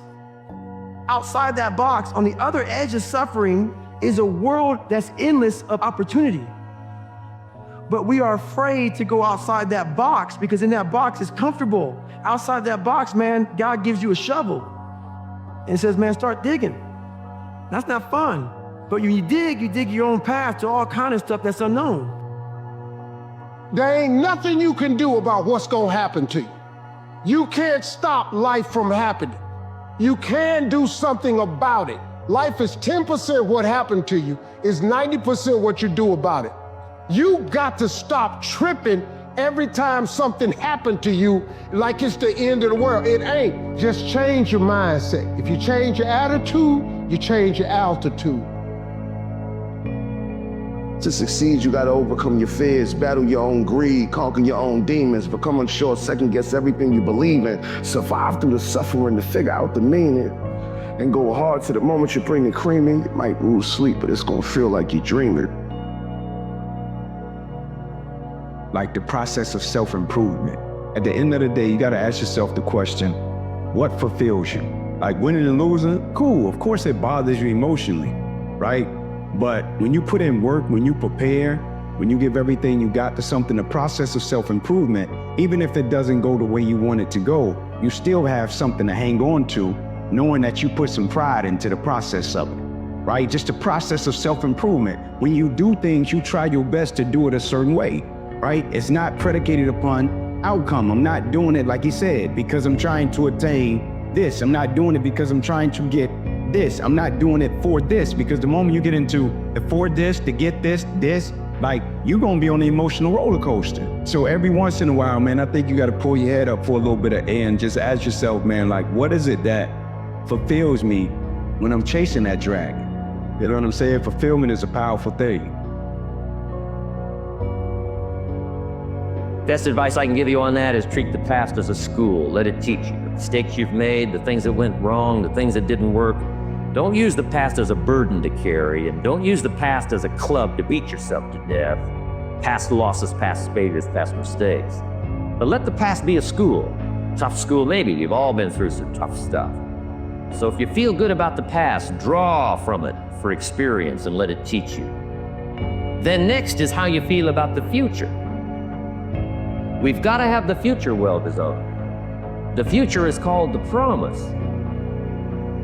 Those racing thoughts you have, sleepless nights, the anxiety, it's all there for a reason. It's telling you something. It's telling you that you need to take action. All of those emotions are telling you that you're meant for more than this. So don't ignore it. You know, don't allow the storms that come into your life to make you lose that gratitude, to make you lose the appreciation for waking up. Learn how to dance in the rain, dance through the storm. Embrace the storms, right? Because these things that happen to us, right? Hard times, difficulties, obstacles, they're inevitable. So the best thing you can do is learn how to work with the flow of life rather than against it. You know, don't try to run away from the pain. Don't try to escape the obstacles that come into your life. No, learn how to embrace them head on. Learn how to go through them, because that's where growth happens. Everyone's just looking out for themselves, and that's okay. But it's time for you to start prioritizing yourself too. Trust that things will fall into place and that everything will work out for the best. You've overcome a lot through this journey and stayed hopeful even when things felt impossible. It's okay to be selfish too. It's your turn now to get what you deserve. You're not really enjoying while you pursue the goal, whatever it is in your life. If you're not really enjoying the doing because you are so focused on becoming and achieving and arriving at this future point, that the enjoyment of the doing is so greatly diminished or disappears completely, because all you want to do is arrive, but you're not there yet. I can't handle not knowing. I can't handle not finding out. I don't want to not find out. The not knowing will drive me crazy. The wondering what if. What was gonna be embarrassed of failure? Gonna be ashamed of losing? I mean, those are already two things that when I just say them, if I hear somebody else say that to me, I'm reaching out going, no, dude, feel more. No, don't be ashamed, screw it, find out. Number one, you have to stop regretting the past. There's nothing you can do about it. Don't forget the past. You can learn from it and get better from it so you don't make the same mistakes, but you gotta stop regretting the past. Number two is stop worrying about the future. Psychologists have found that 85% of what you worry about on a daily basis will never happen. That's a waste of your energy, that's a waste of your time. And number three, stop looking for your happiness in other people. Other people cannot make you happy. It is absolutely impossible. When you form a partnership, you make one decision. My decision is to be great. My decision is to be unstoppable. My decision is to win. My decision is to whatever it may be. Then after you make that decision, you got to commit to it. How many times have you talked yourself out of the commitment? You've talked yourself out of the commitment. It's not a bad thing to be unique. It's not a bad thing to be different. Not a bad thing to be comfortable with yourself, regardless of what everybody else around you is doing. You have to learn to do things you hate in order to do the things you love. No payoffs come without sacrifice. Imagine how much further you'd be if you did things even when you didn't feel like doing them. People think there's some complex formula to winning, when the most basic one is do what you said you were going to do before it became inconvenient. Practice, practice, practice, and do not accept failure. Maybe it shouldn't be repetition. Maybe the answer should be persistence, because we all repeat something, but very few of us really will persist. Get out there. Do what you want to. Do not accept no. If you love what you do and it's making you happy, all the hard work and perseverance will pay off. I once had a guidance counselor tell me that I shouldn't play basketball, that it would never amount to anything for me. His negativity towards me made me stronger. You can't stop people from trying to limit your dreams, but you can stop it from becoming a reality. Your dreams are up to you.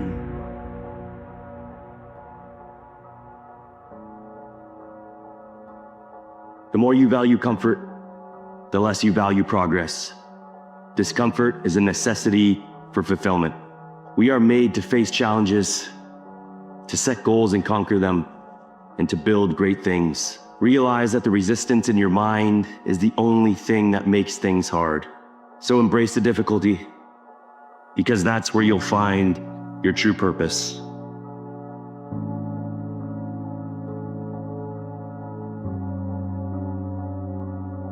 I can't do that. The human brain cannot comprehend the negative. It is intent. Yes, it's true. Can't tell the human brain not to do something, right? And so what happens is we very often reinforce things when we put things in the negatives. It's the same thing for you. If you focus on the obstacles, all you will see is obstacles. If you focus on the path through the trees, all you will see is path through the trees. I feel like where there's tests, there's growth, right? You can't grow without tests, right? So we don't resist them. We don't run from them. We don't retreat. We fight, we navigate, and we find a way through it in order for us to grow and become the individuals that we feel we're destined to become. Procrastinating is a form of fear, and it is difficult to acknowledge fear. But the truth is that you cannot create anything of value without both self-doubt and self-belief. Without self-doubt, you become complacent. Without self-belief, you cannot succeed. The magic you're looking for in life is in the work you're avoiding. There's something that you know you should be doing, whether it be working on yourself, losing weight, writing something, working on your career. The magic you're looking for in life is in the work you're avoiding. Everybody wants to be a star, everybody wants success. You gotta work at it. If you really want to be successful, you have to work at it. True change is actually not behavior change, it's not results change, it's not process change, it's identity change. And the way to being something or becoming someone is through doing something. So every time you sit down to write, every time you practice that habit, you are being a writer. Every time you play a sport, you're being an athlete. Every time you practice painting or music or whatever, you're being an artist. And habits are not only the method through which we achieve external measures of success. They are also the path through which we achieve internal change and actually become someone new. They're the path through which we forge the identity that we have, the deepest beliefs we have about ourselves, our sense of self. And so if you can change your habits, you can change your life. The keys to success have only been two. Number one, he said, decide exactly what it is you want and write it down and make a plan to achieve it. And number two is determine the price you're going to have to pay to get it, and then resolve to pay that price.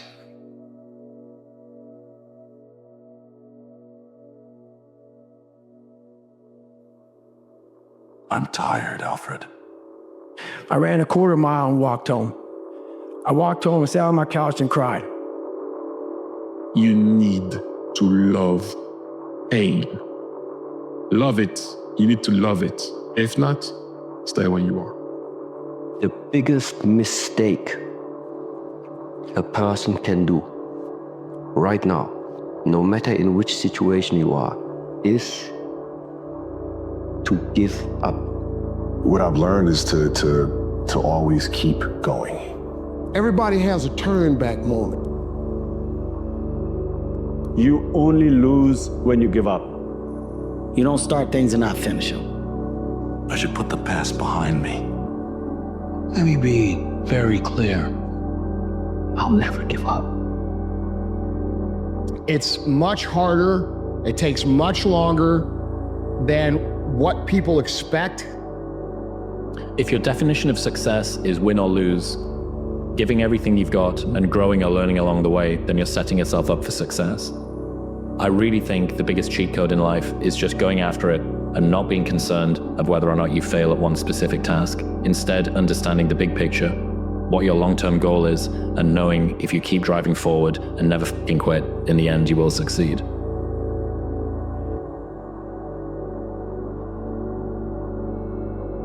It's easy to give up. It's the easiest thing in the world to do. I'm done. It's very easy. But what's hard is going, yo, yesterday I got nothing from working as hard as I could. Nothing happened from that. I'm gonna do the same thing again today, but I'm gonna try to go harder. I will win, I will win, I will win. When that negative voice pops into your head and tells you that you don't have it in you, that you should give up and go back to your old ways, that you don't have any chance at succeeding, you must tell yourself that you will win, as conviction is one of the greatest powers that you possess. But if you want to see if you're a brave person, what they call the 4 o'clock in the morning courage, wait when things go completely to pieces, when things are the worst, when your very best deal falls apart and your rent is late and you're tired and you're sick and everybody is mad at you and your car doesn't work, then it's the person that picks themselves up and says, nothing is going to stop me. Life is a storm, my young friend. You will bask in the sunlight one moment, be shattered on the rocks the next. What makes you a man is what you do when that storm comes. There's been times, particularly early in my career, where it just feels like this is the end. But what I've come to find out is that, no matter what happens, the storm eventually ends. And when the storm does end, you want to make sure that you're ready. And so I've really learned to put one foot in front of the other, good, bad, or indifferent, because eventually that storm passes. You're going to lose sleep. You'll doubt whether it'll work.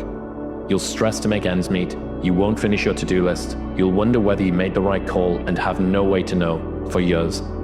This is what hard feels like, and that's okay. Everything worth doing is hard, and the more worth doing it is, the harder it is. The greater the payoff, the greater the hardship. If it's hard, good. It means no one else will do it. More for you. Your failure, and then your getting back up. The man who never fell has no glory. The man who fell and got back up, that's where his glory is. The man who fell 20 times and got up 21 times, that man has even greater glory. You have a moment where you can go forward or you can give up. The thing you have to keep in mind before you give up is that if you give up, the guarantee is it will never happen. When you're afraid of something, you have to master it. That's how you start to overcome it. So what I realized, when I get to that point where I want to quit, everybody, they get to the point where they want to quit. This is what happens. The mind tells you, let's go home. This is not right. This is that. If you cannot answer the questions at that moment, because your mind's going to start giving you all these questions. And if you can't answer them, you're going to quit. It's all about heart and spirit. And we can all have that. That's not a God-given talent. That's a muscle that builds with walking through the door of failure time and time again and keep getting back up. So I like that. For that reason, a lot of people quit before it actually starts to happen for them. And the problem with that is that when those people buy into that, and then they go out there and they get their face kicked in, they blame themselves. They say, well, I must have been doing it wrong, or I don't have what it takes. And that's just not true. You're just not understanding the game. The difference between what it actually takes and what you think it takes, for most people, is almost polar opposites. So you have to reframe your expectations into how hard it's gonna be and how long it's gonna take, and you have to focus on building yourself into someone who can accomplish that mission. You don't quit. There's nothing that comes out of quitting besides knowing that you didn't finish. We finish everything. You start it, finish it. If you're gonna do it to try and be the best. Not be better than other people, be the best for you. I kept saying this to myself on repeat. There is no way, Mel, if you've worked this hard, that you will not be rewarded. You have to believe that this moment is preparing you for something amazing that hasn't happened yet. Keep going. You have to believe that this moment is preparing you for something amazing that hasn't happened yet. Keep going. I'm clear on what this path is supposed to look like. And these rocks and these dragons are things that I'm going to have to slay along the way to get the princess or get the treasure. I get happier about the harder it is because I know that no one else will follow. The great expression of courage is to persist in the face of adversity, or to persist when things really get rough. To be able to pick yourself up and pick yourself up over and over again. And believe me, if you decide to go for the goal in your life, you're going to get knocked down over and over and over and over again. Every single week, you're going to have heartaches and disappointments and frustrations and setbacks and obstacles. But without those obstacles, no success is possible. You see, the only way we can be successful is if we develop momentum. And we cannot develop the momentum unless we are struggling with obstacles. And struggle with adversity goes hand in hand with all great success.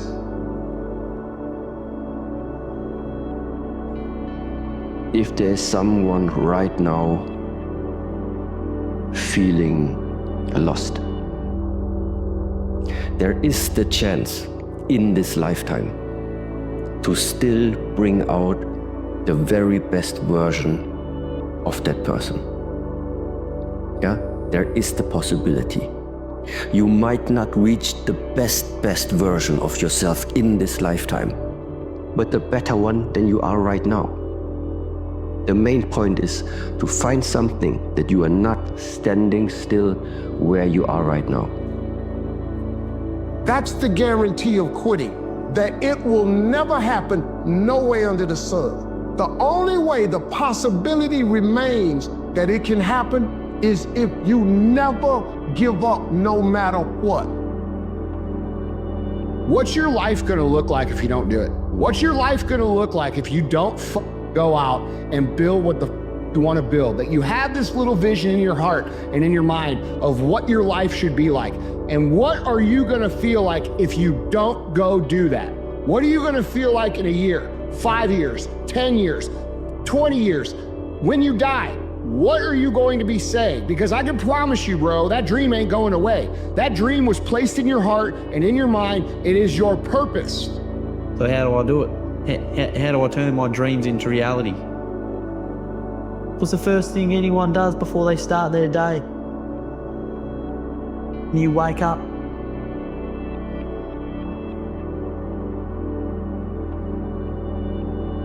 I would say never give up.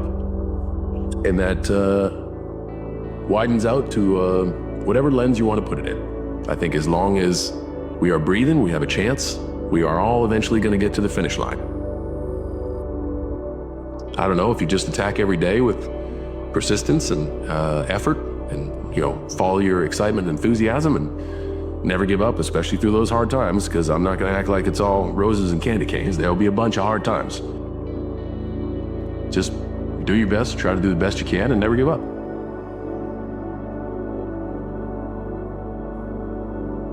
Some people you will allow to unnerve you. And you wonder, what's wrong with me? I'm not crazy. That's why you got to learn to make a conscious, deliberate, determined effort to stand up inside yourself. Working on yourself, watching that inner dialogue, it will determine the quality of your life. Realists are not afraid to look at the harsh circumstances of life. They sharpen their eye by paying keen attention to details, to people's intentions, to the dark realities hiding behind any glamorous surface. And you've got to learn how to tune out the critics outside and the critic inside. You are more alone than you imagine. This should not be a source of fear, but of freedom. When you prove to yourself that you can get things on your own, then you experience a sense of liberation. You are no longer waiting for people to do this or that for you, a frustrating and infuriating experience. You have confidence that you can manage any adverse situation on your own. Think of it this way. Dependency is a habit that is so easy to acquire. We live in a culture that offers you all kinds of crutches, experts to turn to, drugs to cure any psychological unease, mild pleasures to help pass or kill time, jobs to keep you just above water. It is hard to resist. But once you give in, it is like a prison you enter that you cannot ever leave. You continually look outward for help, and this severely limits your options and maneuverability. When the time comes, as it inevitably does, when you must make an important decision, you have nothing inside of yourself to depend on. But in the end, the most important thing is, what's the purpose of your life? Why are you here? Is you got to jump. You got to take that gift that's packed away on your back. You got to jump off that cliff and pull that cord. You can play it safe and deal without the cuts and the tags. And you can stand on that cliff of life forever safe. But if you don't jump, I got another promise I can make. Your parachute will never open. You'll never know. You gotta take a beat, you gotta take this, you're gonna get locked out. You gotta get up, but you gotta work hard. This 24 hours belongs to me. Right. And whatever I do in this 24 hours will determine where I'll be tomorrow and the next day. And I think that's what people need to focus on. Like, get off of this, I wanna make 6 figures. I wanna drive this car, I wanna live in this house. I think what people should be focusing on is, I have 24 hours. Like Oprah only has 24. Yeah. Bill Gates only has 24. Like Warren Buffett only has 24 hours. And in that 24-hour period, I can either break my life or make my life. Strength isn't always about standing with a crowd. It's about standing alone when you have to. When the world gets quiet and it feels like no one sees your struggle, remember this. Every great warrior has faced battles alone. Use that solitude to grow, to focus, and to become unstoppable. You don't need anyone's approval to rise. Your strength is enough. So listen to me, there are those of you who said, I want to be a millionaire. I want to be the best at this company, right? But your value system says you believe in sleep more than you believe in grinding. Your value system says you are a consumer and not a producer. That you're spending more money than you're making. Why? Because you're a consumer, but you're reading all the books and you're saying everything the books are saying, but those books are not in alignment with your value. If you're gonna go to the next level, your values are gonna have to change. Talent and good intentions are never enough in this world. You need to be fearless and strategic. You're driven by your need to please others. If you're driven by your fear, if you're driven by your past, maybe it's time to free yourself. And the way to do it is decide. Decide consciously what you want your life to be about. Decide consciously what's the purpose of your life. I will not go gently into that good night. I will rage against the dying of the light. I will practice random kindness and senseless acts of beauty, because minds are like parachutes and they only function when open. And Timothy Leary was right. In order to use your head, you've got to go out of your mind.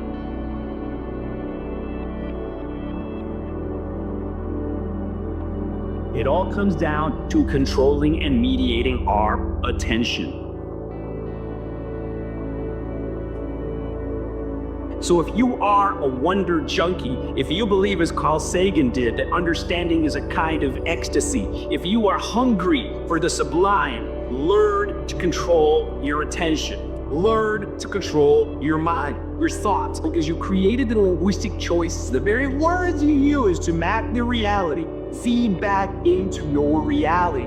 You are the painting, you are the paintbrush, you are the canvas. You are the question, you are the answer to the question you are looking for. You are also, my friends, the question. You are everything. We are everything. You are sentient. We are consciousness, the most sublime, miraculous thing in the universe. So you better be having a good time and authoring your fate. Turn your life into a living, breathing work of art, because anything less will be a tragedy.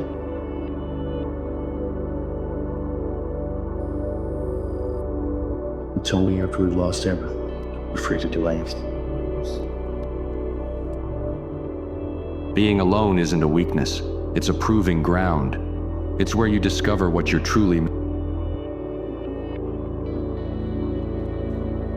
Because my beliefs have always been stronger than anyone's doubt. It's never about your setbacks. It's how you respond. The blows you take are fuel. The limitations people put on you are actually inspiration. You want to become a master at overcoming hard moments. That is, to me, a sign of a champion. The best in the world are not the best because they win every point. It's because they know they'll lose again and again and have learned how to deal with it.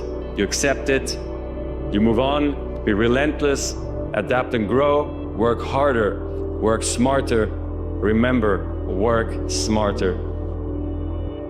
You need to fucking work harder. You need to fucking discipline your mind better. And it starts off with you have to have pride in yourself. You have to be proud of yourself. We need to help people more than just saying it's okay.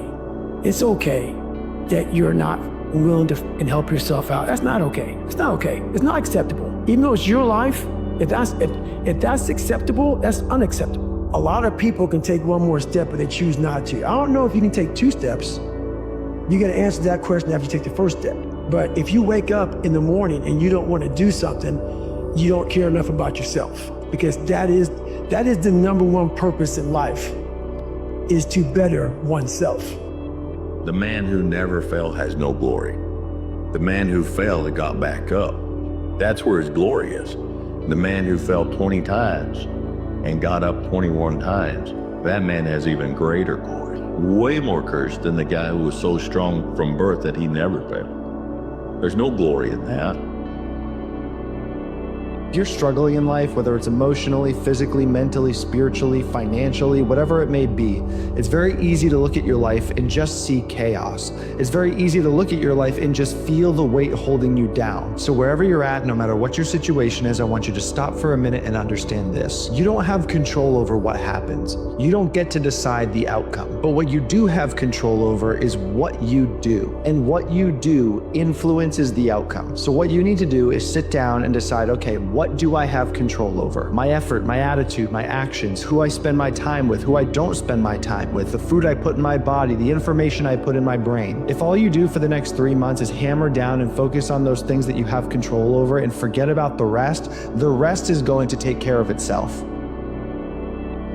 What if it turns out better than you expected? What if you can trust yourself to be able to handle it? And what if all those things you've been dreaming of are actually closer than you might realize? The act of closing your eyes and rehearsing who you're going to be when you open your eyes begins to install neurological hardware in your brain to look like you've already done it. Now the brain, which is typically a record of the past, now becomes a map to the future. And if you keep doing it, the hardware begins to become a software program and you start behaving differently. And then if you can teach your body emotionally what the future will feel like, that means then you're not going to wait for your wealth to feel abundant or your success to feel empowered or your new relationship to feel love. In fact, the moment you start feeling abundant, you're generating wealth. The moment you start embracing empowerment, you're stepping towards your success. The moment you're in love with yourself and you're in love with life, you start creating equals in your life. Now that's causing an effect in your life. Winning is a wonderful outcome. It's just not a great purpose. Your purpose for life should be rooted in who you are. So if your purpose is who you're becoming, it can't be shaken by wins or losses, failure or success. You should want to win. You should want to be the best. These are great aspirations, but they should be outcomes of the person that you're committed to becoming. true desire in the heart, that itch that you have, whatever it is you want to do, that thing that you want to do to help others and to grow and to make money, that desire, that itch, that's God's proof to you. Sit beforehand already to indicate that it's yours. And anything you want good, you can have. So claim it. Work hard to get it. When you get it, reach back. Pull someone else up. Each one, teach one. Don't just aspire to make a living. Aspire to make a difference. That the journey is truly the reward. I may not be who I want to be today, but I know I can be better tomorrow, working towards who that person is to me. That's a choice for me. The wins and the losses, whether the games come and go, yes. Am I dedicated to my craft? Yes. Am I gonna make mistakes moving forward? Yes. Am I ever gonna be perfect? I'm just aware that you have to have laughter. You have to have fun in this. You have to smile. You cannot put too much pressure on yourself because this one life to live. But understand this, life is hard. No matter who you are, there are bumps and hits and bruises along the way.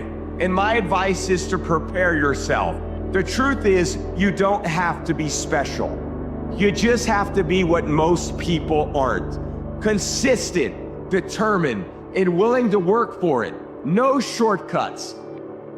Do you know how easy it is to stand out right now? Most people aren't even trying. We live in a day and age where the average individual is socially inept. They are so wrapped up in their own problems that they can't fathom providing value to anybody else. All you basically have to do to stand out amongst the rest is to try, to focus on your goals, take consistent action, and show up every single day trying to add value to people. That alone is far more than most people are doing. So many people are completely asleep at the wheel. So if you just have a little bit of grit, a little bit of work ethic, a little bit of hustle, you can gain such a competitive advantage over them. It is disgusting. Those who can do. Those who can't talk about those who can. Send that out. Those who can do. Those who can't talk about those who can.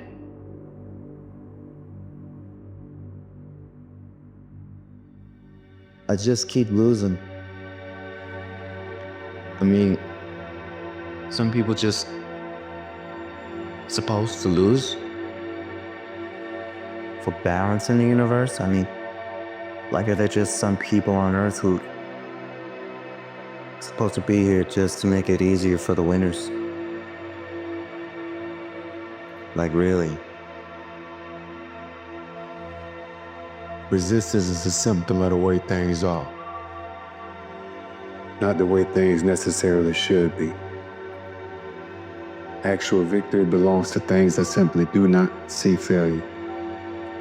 Let the path push you like a broken branch in a river's current. Well, the problem that most of us have is we think that we're all alone. We think that we're the only ones going through all this stuff. I thought it. Your vision becomes very narrowed. And what happened to me was, all I did was I peeled back. And I was able to get on top of a mountaintop in my head.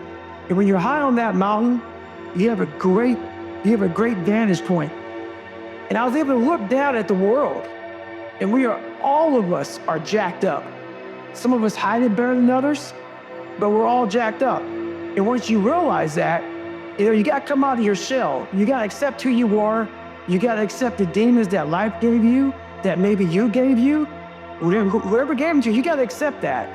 You gotta be able to look them in the mirror, look them in the eyes, say, okay, I'm gonna start fixing these things. But if you think that you're by yourself, the reality of your life becomes very, very horrible. And you're not. We are all jacked up. And once you realize that, man, you don't even look at the crowd anymore. You look at your own race, you do your own race, you do your own thing, and you finally find out who you're supposed to be in this life.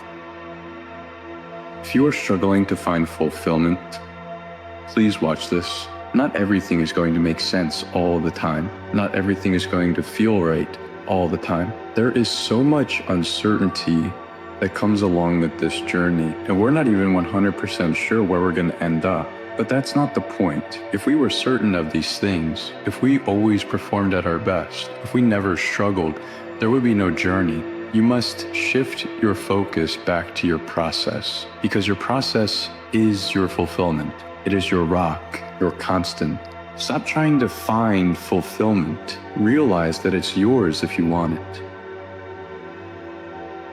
The person who never needed to be told to do the right thing, to the person who has all the motivation in the world, the person who knows they will be successful. I'm sorry. I know your future ahead is an amazing one, but I also know your problems never had the luxury of relatability. Almost everyone in this world is an obstacle to themselves, but they sure have company in their struggle, while your struggle is a lonely road. You know it pays off. I don't even have to tell you that, but I promise you, I understand. You are relatable to those that'll do big things, and it is okay that that comes in small quantity. But as you grow, you lose certain homies because it's called closing the gap. This is the gap when we start. This is the gap as you grow. Notice how you grow and they don't. So how do you close the gap? You gotta come back down. When you come back down, you lose. So you gotta keep going up. That's why closing the gap gotta be them catching up to you. And if they don't catch up, you gotta leave them behind, because you getting to the point now where you gotta start cutting out. You know what I'm saying? And it's like you can't look back when you cut them out. Because if they meant to be there, they're gonna be there.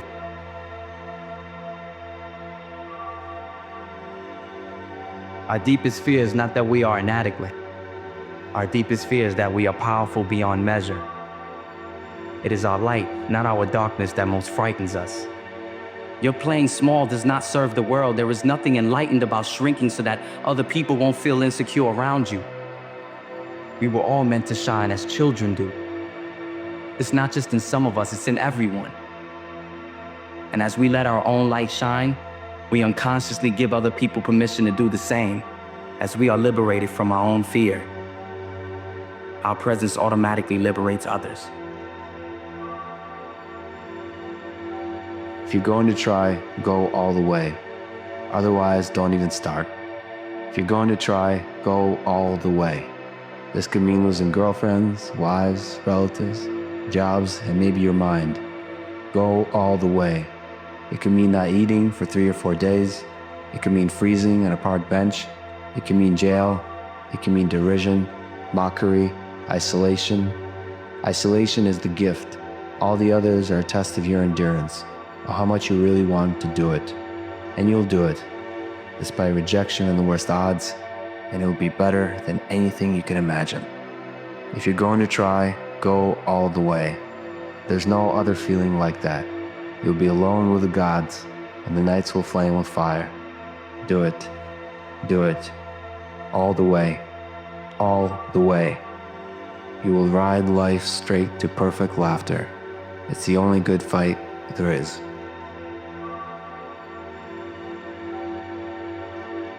You can't see the proper light if you have never indulged in the very, very deepest dark times. It's not negative. It's just something that you usually don't want to dive into when something like this appears.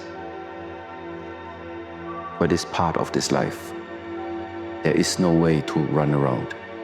So to embrace the darkness, one and one goes hand in hand with, on the other side, appreciating the light when it comes.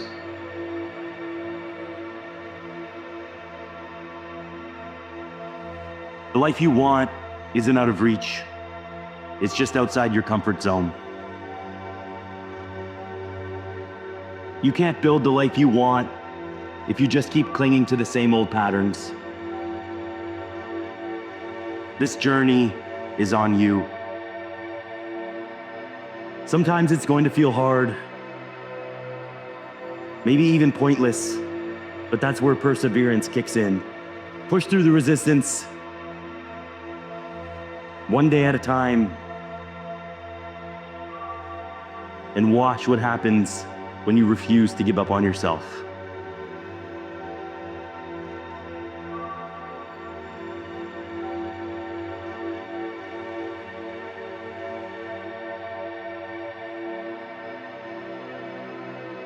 One thing you have to learn early in life, I didn't learn this till later on.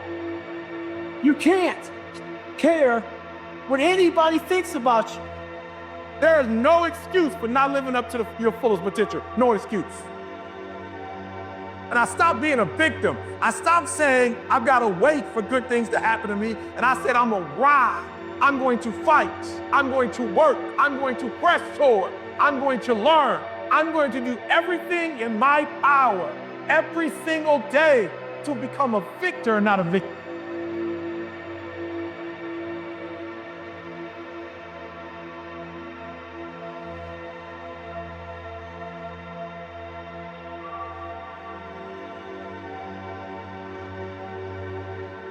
Well, why do meaningful things? Well, first of all, what is meaning?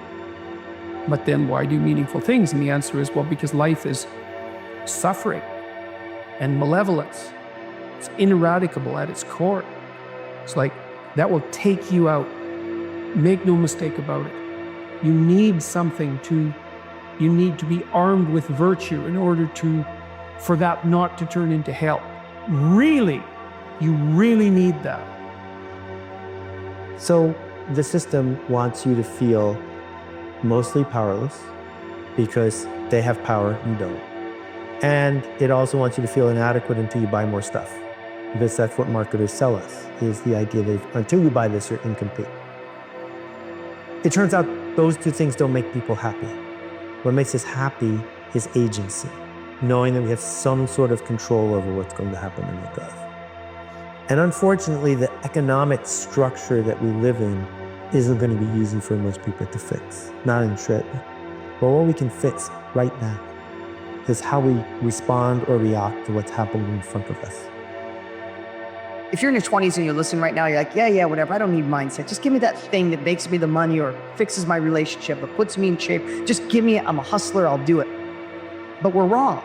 You know, I would think mindset in my 20s was 10% and 90% was the thing. And now I realize it's 90% mindset and 10% the thing. Most of us think we need more resources. If I had support from my family, somebody lent me the money, someone would just show me how to do it. For all these things, because we think if we had the resources, we could make it work. And what I realized at 51, looking back at having more success than I could have ever imagined possible, I feel blessed every single day of my life. It has nothing to do with resources. It has to do with resourcefulness. Winners win and losers lose. I can't explain it any better than that. I don't know how it happens, but winners win. And if you create a culture of losing, if you keep being a victim, if you keep letting losing happen to you, if you keep letting people do you and treat you any kind of way, it's going to become a culture. Nobility of purpose. That's it. You have that, then you can, then you have something to set against the suffering and the malevolence. It's an instinct meaning. It's the instinct of life. My life is meaningless. It's the spirit has gone out of you. It's like, well, and you know, we modern people, it's part of this process of criticism. We criticize the idea of meaning so much that we don't really believe in it anymore. It's like, well, that's fine. You cannot believe it, but try living without it. See how far you get with that.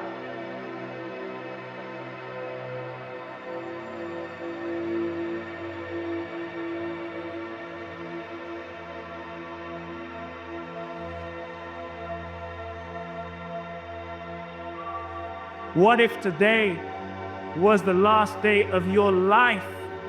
What's undue? Who would you need to speak to? What gifts still remain in your heart? And I truly hope that each of us live a long life. But to me, the real success of life is not the duration, but it's how you live while you're living it. What if today was the last day of your life? How would you need to live your life, rearrange your life so that if death came, you could throw your arms wide open and say, yes, I'm ready. If you are happy where you are, then congratulations, it's so good to have you here. But if you're someone who wants to move away from something that's not perfect, or you want to move towards something that's better, know that your beliefs, your best thinking got you to this point. And the only thing that takes you to the next point, the next level of your business, starting a business, scaling the business, intimate relationship, passion, in shape, is new beliefs. It's like the beliefs that got you out of Egypt are not the beliefs that'll take you to the promised land.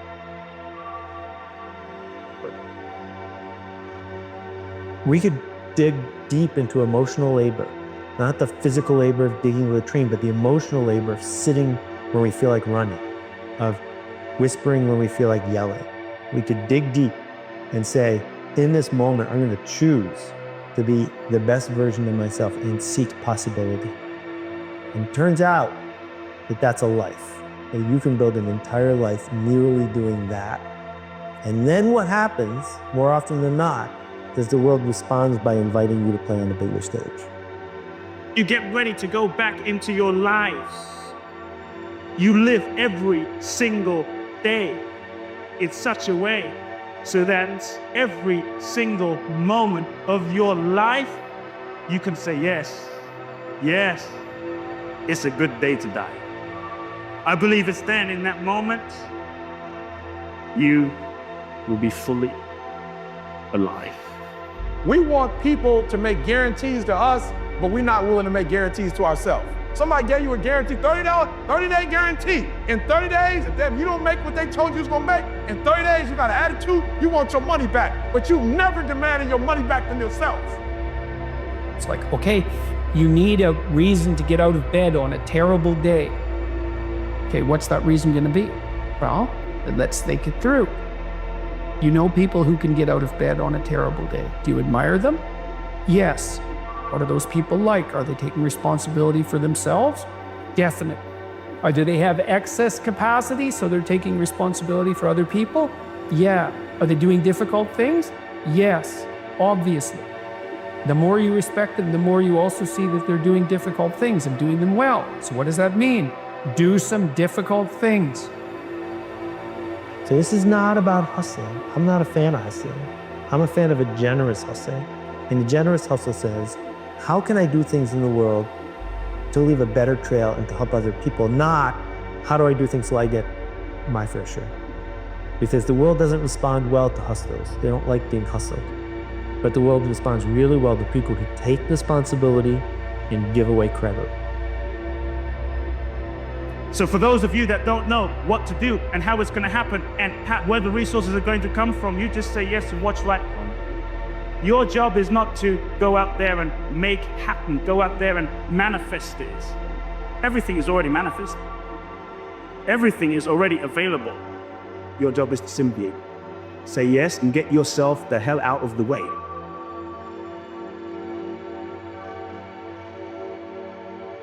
You've never looked at yourself in the mirror and said, you let you down. Until you get to that point, you let you down. And that's the problem with some of you. You always want to blame other people. You want to hold other people to the fire, but you're not holding yourself to the fire.